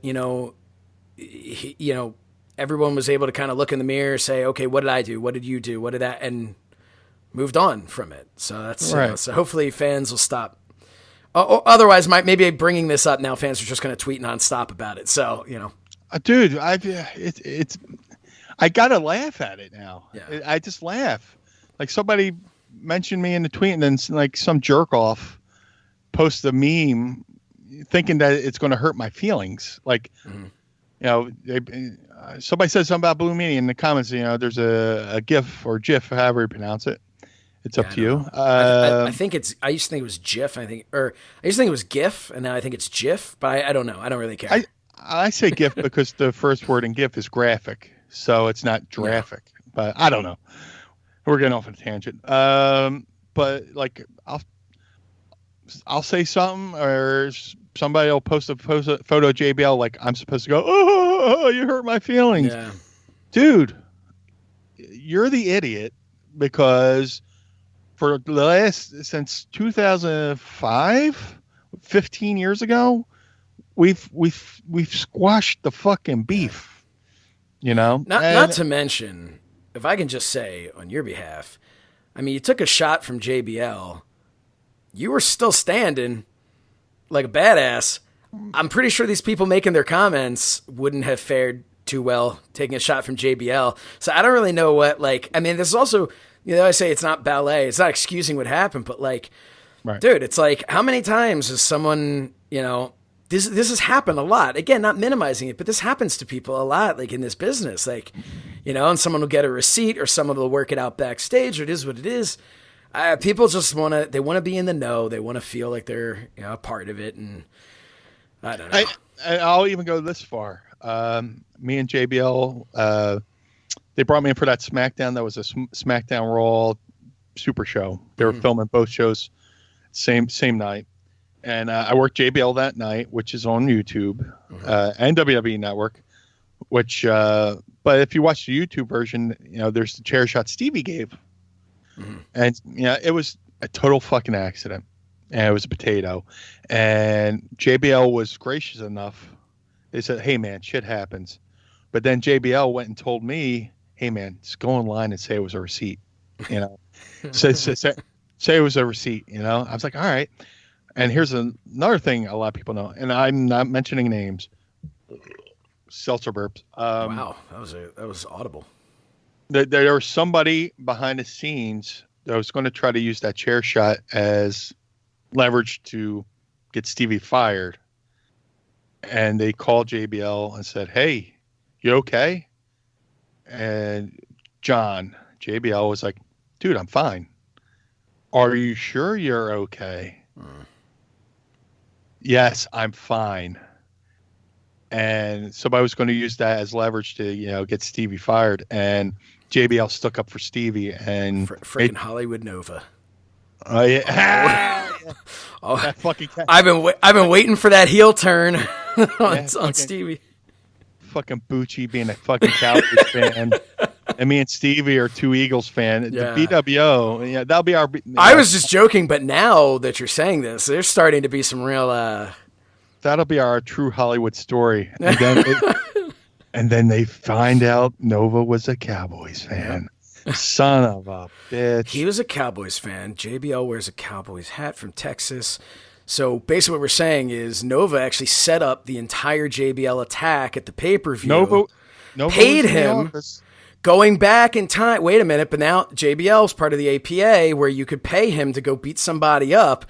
This is all making sense. So basically what we've just found out is that Nova has been behind all of this. He is the mastermind behind all of this. Internet run with this. I think we've cracked that cold case. I think we did. It's all... Is Robert Stack still alive? So we can do the whatever that fucking show was. We have no, but we've cracked the case here. I'm Robert Stack. But yeah, so okay, so good. So that's good to know. But yeah, no, I'm joking. I know, dude. I know. Unfortunately, other people don't know. Yeah. But it's just like the thing happened, and people have done their top 10 list of real life fights and videos of this and videos of that. Dude, we're good. So maybe one day, like I said, we're trying to get our YouTube up to 500, and then we'll do a web exclusive show. If we get to 1,000, that means we can start live streaming. Yes. So we'd like to do that. I have no problem reaching out to John JBL and saying, "Hey, man, you want to come on and let's talk?" And people, we'll have a video where we talk and get along, and people still won't get it. Yeah. Nah, that's a work. They're getting along there. That's a work. The one person anyone's invited. Anyone's invited except for Nova. Because that son of a bitch. Can I do a wrestling PSA right now? Yes. For all the people who cry, everyth's a work, or they see something. It's like the wrestling it's a work people are like the real world conspiracy theorists that go yell false flag. Mm-hmm. In one world people say, "Oh, that's a false flag operation." Other people, "Oh, that's a work." Think of if something was a work. For something to be a work, there has to be somebody has to benefit from that work. Or should at least. There should be some kind of risk reward to the work.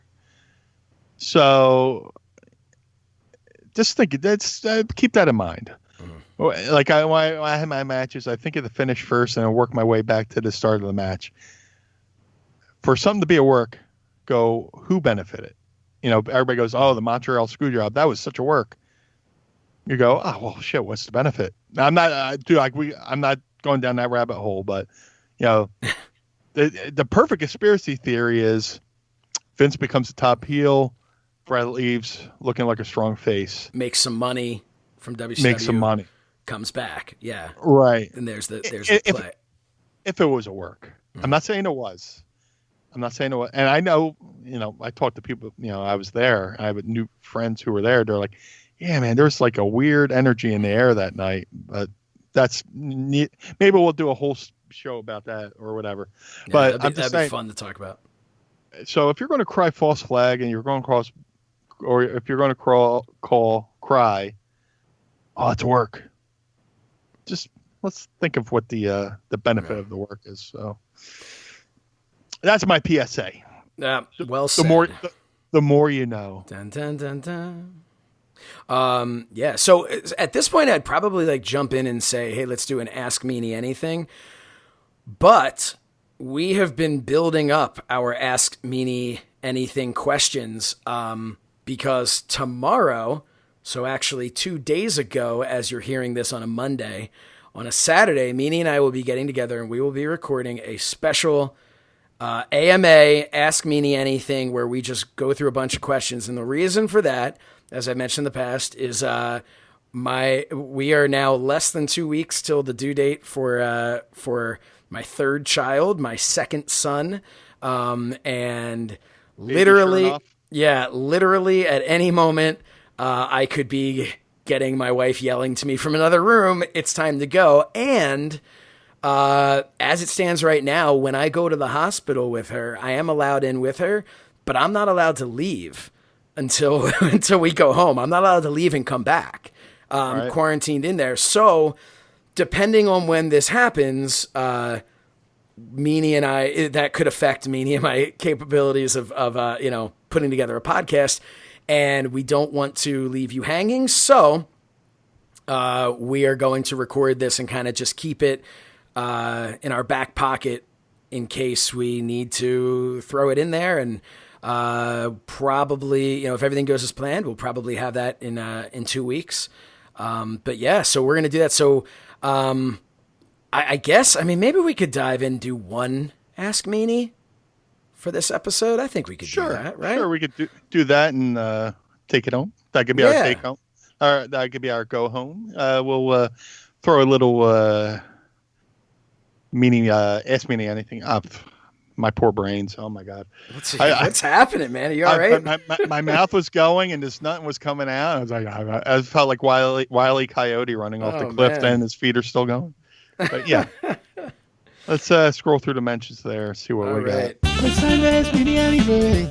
Here's a good one from Ivan Rivers at the Fallen Ivan. Poor Ivan. I hope you can get up.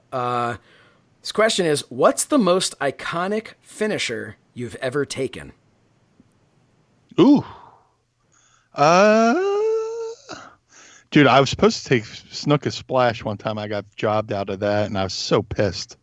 I would probably have to say, man, it would have to be McFoley's Mandible Claw. Probably. I've tasted Mr. Sacco on a house. Salty. Because he keeps in his tights and. Yeah, I was gonna say. People are always like, well, at least it's not on his foot. And it's like, do you know where he's pulling that thing from? And I don't know if he manscapes. So, last time I saw Mick's beard when I saw him, I guess I was out in Vegas. There was a lot of beard going on there. So I don't, I can only imagine his Mr. Sacco. Yeah. Mr. Cocko. As you take. I was timing up for you to. You almost got a spit take there. Almost made you mood a miss. Mr. Cocko, that's a shirt, right? No. Yeah. Nah. He can keep that one. I don't want to breathe on his gimmick. But that was in Cincinnati, because I think that was one of the few times I worked with Mick in.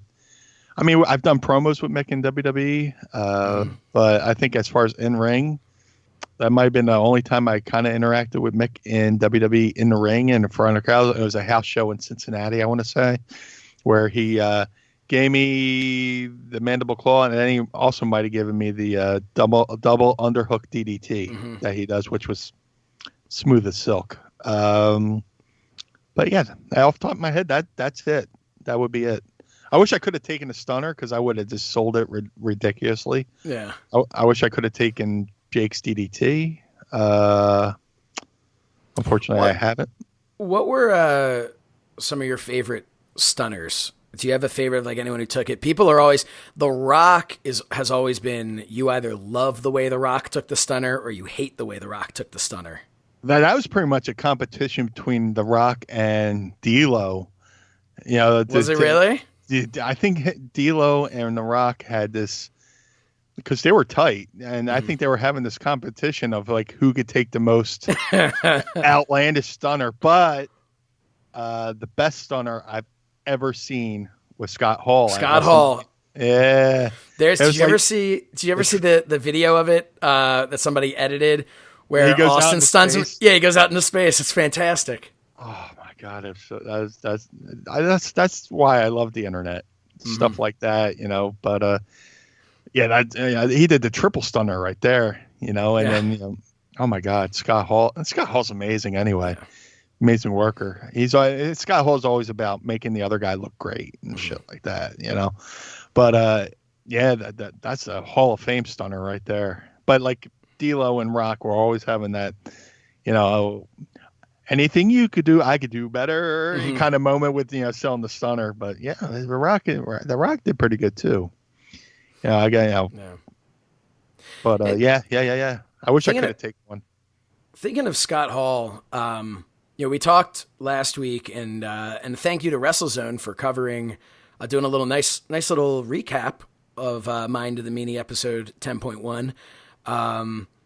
Appreciate that. But one of the things they were covering was what we talked about with AEW and how they're using legends as managers. Scott Hall is a guy that, like, you know, and I know there's always been talk about, you know, his personal habits and all, though hoping, last I heard, he's doing great. I hope that's the case, but he's a guy that really stands out to me who could be a really good modern day manager. When we talk about the wrestlers who have become managers, he could be a good mouthpiece for somebody. I mean, we've been seeing now, like, I love that Taz is with Brian Cage in AEW. Absolutely. I'm such a huge, I was a huge fan of Taz in the ring. Loved him on commentary. Big fan of him in person. He's always been so awesome to me.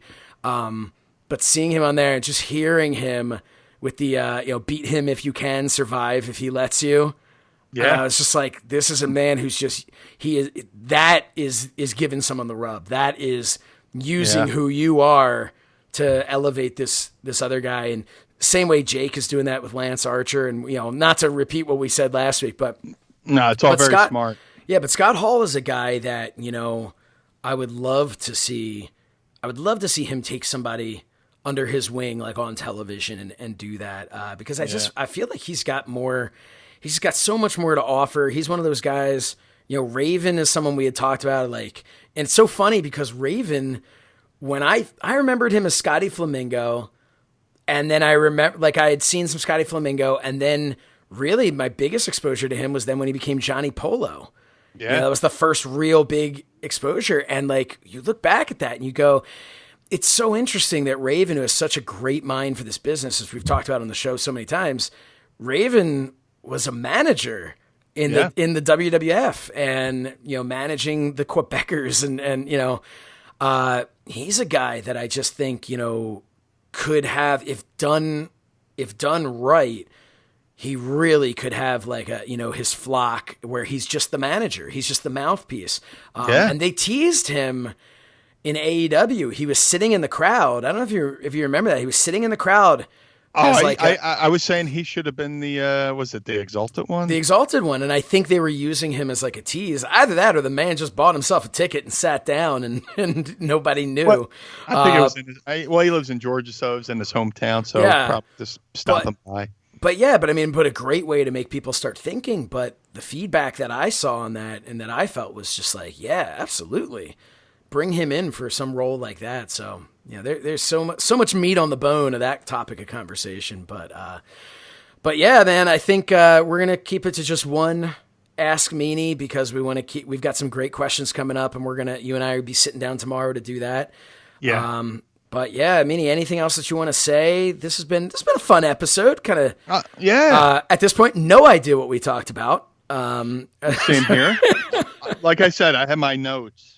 And like I don't think we've touched on anything in my notes. Let me see what I got here. Yeah, let's touch on something. We still got a little bit of time. We haven't hit the 2.5 hour mark yet. Let's Yeah, well, you know, speaking of another friend, let me give a shout out.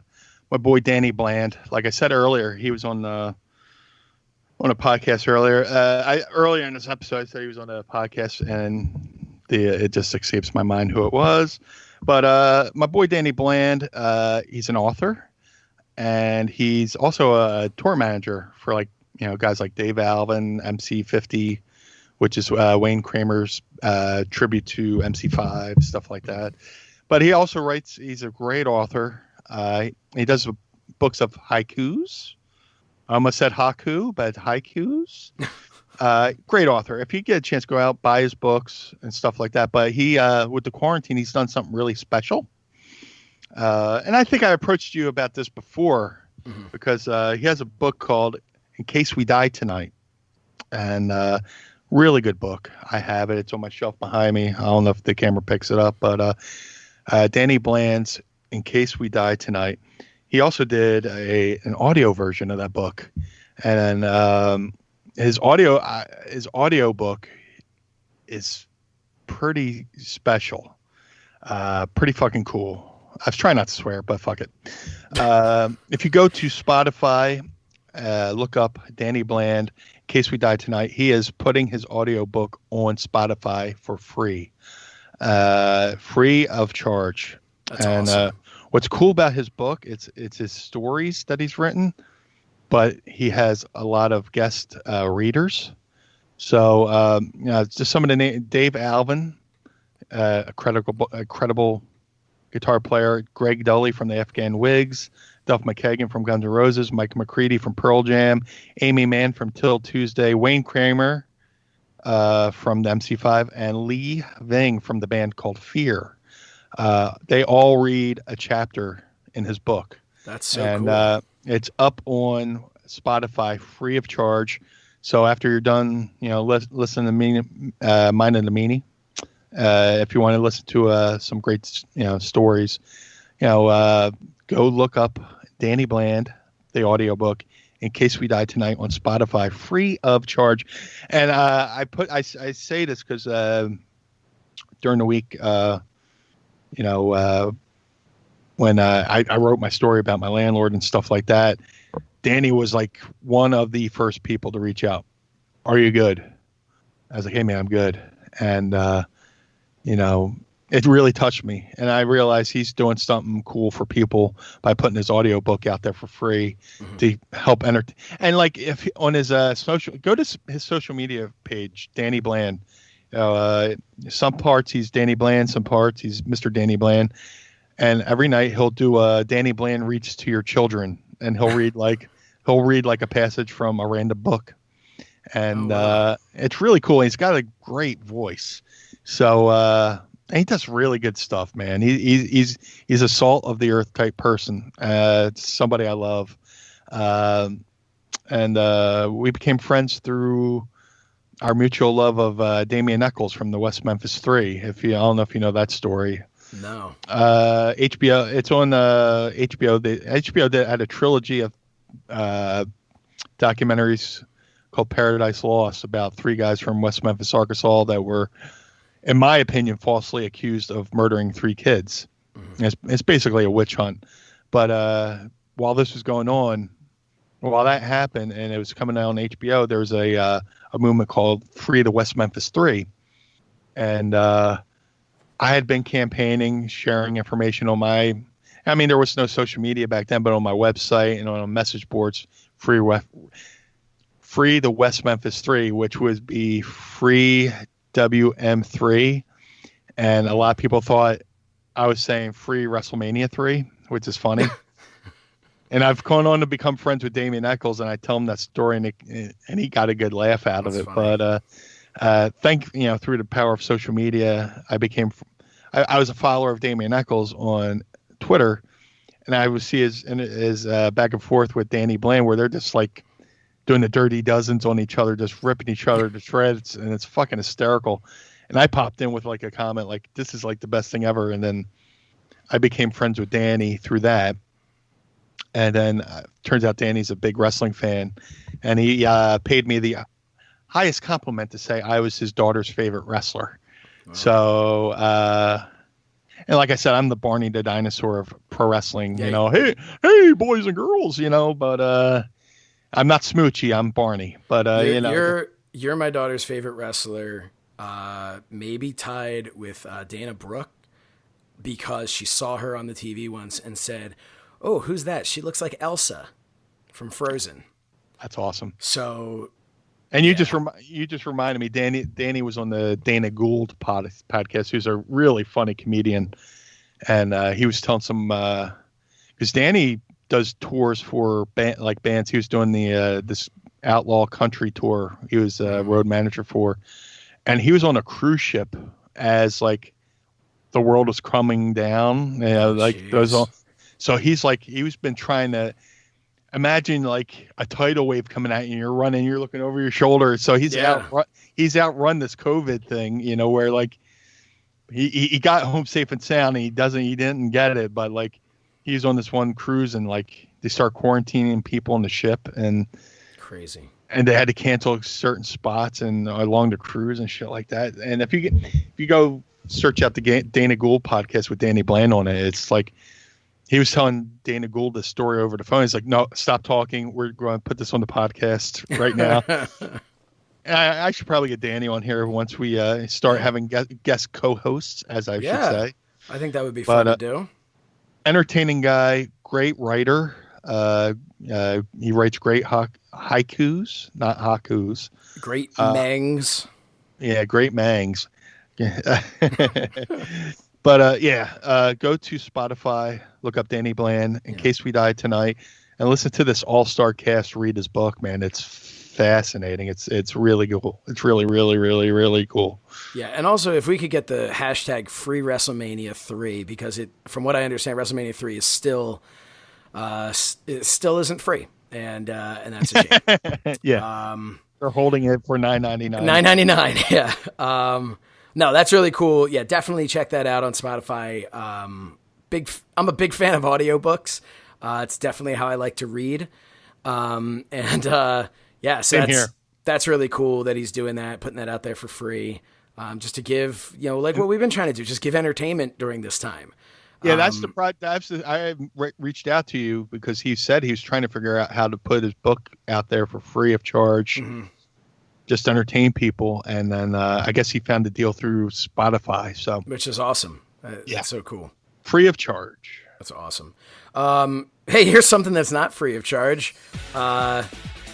Let's talk about our merch a little bit before we go. Yeah, man. Remind everybody about it. And I think I think we're being forthcoming when we say it's not free of charge. But every penny goes to bettering this podcast. We really, really appreciate it, and we hope that we are providing you with shirts that you will enjoy wearing. People seem to be loving that. We've got our Pod Squad members out there wearing that Pod Squad shirt. Meanie Burger is out there. What else do we have? Baby in a Beanbag Chair. We've got so many shirts. Sip of coffee take a sip for the apocalypse. Yes, I love that one. Of course, the Hal Haney Mind of the Meanie logo tee. The newest one, the OWD. You want to go take a look in the mirror and represent the BWO. If you want to take a photo of yourself in the mirror and the shirt's always been backwards, now it's forwards. Yes. And except for the part that says at Mind of the Meanie, because now that's backwards. But, If you want to feel like an ambulance, just get the OWD shirt, and you can gladly take your photos with the OWD shirt. Yeah, so, we would love to see that. Shout out to Hal Haney, great artist. So many, another person who reached out to me this week to see if I was okay. Love Hal Haney, love his artwork, and shout out to Fred Lancello, who's been over there on my ProWrestlingTees.com/Blue Meanie. Sure, he did the Blue Meanie traditional tattoo shirt. Yes. He's doing a lot of great stuff. We're so blessed to know so many talented people who provide art for us. I love that. It makes me look talented by association, because I can just go, hey, we need something done. I'll call this guy. I'll call that guy, and we're definitely get a rub from Fred and Hal. Yes. Fred's a great guy. Great artist, great tattoo artist, great graphic artist, and like him and Hal, do great art, and they're great people and stuff like that. A lot of talent between the two of them. And we appreciate them loaning that talent to Mind of the Meanie and to the Blue Meanie. And that you can go to ProWrestlingTees.com, as Meanie said. You can go to ProWrestlingTees.com/Mind of the Meanie and ProWrestlingTees.com/Blue Meanie. It's where you'll find some Mind of the Meanie merchandise and where you'll find some Blue Meanie and BWO merchandise. You can go to ProWrestlingTees.com/So Says Shernoff. We have some fun things over there. And of course, SoSaysShernoff.com will have even more stuff. Like any of the mugs that I was talking about in this episode can all be purchased at SoSaysShernoff.com. And finally, Collar and Elbow is the wrestling brand, so you can get all of their shirts over at collarandelbowbrand.com using the promo code Meanie to save 10%. They've just got constantly churning out some great merchandise over there, and that's what we're all trying to do. We're trying to come up with some really cool stuff that we think you, the fans, are gonna like. If you're kind enough to support us by wearing something, we want to make sure that it's something that you're proud to wear, something that's kind of cool, and something that doesn't make you ashamed to be a wrestling fan. You feel like you're part of the club, and then Exactly. you see each other out in the wild, and you're like, I get it. You Yeah. know? when we're all allowed to be out in the wild again, there's going to be convention, and nothing would bring more joy to my heart than to see somebody wearing a Pod Squad shirt and someone wearing like a Meanie Burger shirt, and to have the two of them acknowledge each other. That would just make me feel, I'd be like a proud parent just looking at that, just going, man, look at that. Look at how we're bringing people together. And speaking of the great artists, hop back over to ProWrestlingTees.com/Blue Meanie, and talking about amazing artists, my boy Howie Noel, who's also a great personal friend. He did a design for me, the Blue Meanie FITE shirt, which is a lot like you see the Mike Tyson shirt or the Andre the Giant shirt, or like the Muhammad Ali shirt, where it says the person. I always wanted to get one of those done, and Howie Noel reached out to me. He's got an amazing cartoon called Terra Normal. Look that up. He did the Blue Meanie FITE shirt, which is Blue Meanie. At ProWrestlingTees.com/Blue Meanie, and I would punch myself in the face if I didn't put over another great artist such as Howie Noel, because we got Howie, we got Fred, and we got Hal, so many great artists who work with us who are wrestling fans, and great people all around. And speaking of more great artists, Leonardo da Vinci created this great painting, the Mona Lisa. I recently found out that there are people who believe that the Mona Lisa is actually a self-portrait of him as a woman. Fun fact, I read that the other day. You never know, but You don't yeah. know. And back. But in all seriousness, no, there are some amazing artists that have done some awesome things for your shirts and for our shirts, and not to minimize them, they're amazing. And amazing people over at Collar and Elbow. Rod Hicks and Al Snow are doing an amazing job over there. They just raised them and Pro Wrestling Tees raised a staggering amount of money for the families of Shad Gaspard. If you go over there, buy a Shad Gaspard shirt. Don't use a promo code. Do not use the promo code. Yep. Do not use the promo code. Please let the family get all that business. But Rod Hicks, Al Snow, great people. They're family to me. Again, they reached out to me during the week to see if I was okay. And again, I feel guilty that I wrote this thing I wanted to be inspiring, and they're like, "Hey man, you okay?" But great people, man. I love everybody that we're associated with. We're trying to build a community here, and they're in my inner circle of friends, as are you. So, and if we can bring anybody along for a little segment, kind of give them the rub, and then they get a spin-off of their own show, and then they big dog us, and don't even show up on our show after they've become a huge star. No, I'm talking about Mrs. Meanie. If you haven't yet, we mentioned in the beginning, please go over to youtube.com/Mind of the Meanie and check out the first episode of Mrs. Meanie Run-In. So cool, so well done. Mrs. Meanie is hilarious. I know she's like a brother to the Blue Meanie, as he had mentioned last week, and she is just really talented with the stuff that she does. So yeah, definitely check that out on our YouTube, and subscribe to our YouTube as well. And hit that little bell thing. So that you get notifications. Which she was smart enough to smarten us up. Yeah, we never said it before, and then she told us what to do.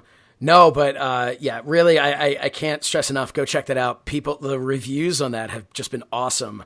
People are really enjoying it. It's only 10 minutes too. I know you might have fear and say, "Oh no, is it a 3-hour video like Mind of the Meanie?" But no, it's 10 minutes and it flies by and it's hilarious. And there are a couple like different segments in it. Her own theme song, which we've kind of done on the show. Did we do that on the show, or was that off air? I don't remember. That was off air. It was off air. Okay. Well, you got to check it out. It's so cool. And then of course, we've got more stuff coming. Subscribe, and we've got more stuff coming to the YouTube channel. We're working on some really cool things kind of outside the box. There's a couple cool things that we can't talk about yet that I'm excited about that will greatly increase the quality of our show. Yes. And the quality of our YouTube, because right now, I mean, honestly, our YouTube is it's the Mrs. Meanie run-in and another place to hear these episodes. You know? Yeah. We're trying to have a community where it's us, and then like you have a satellite show, which is a branch of the Mind of the Meanie, which is Mrs. Meanie Run-In. And dude, she's kind of started working on the next one. We're trying to figure out, the how's the when's what's where's. Should it be random? Should it be once a week? Should it be every 2 weeks? Or should it just be like I think it should be random.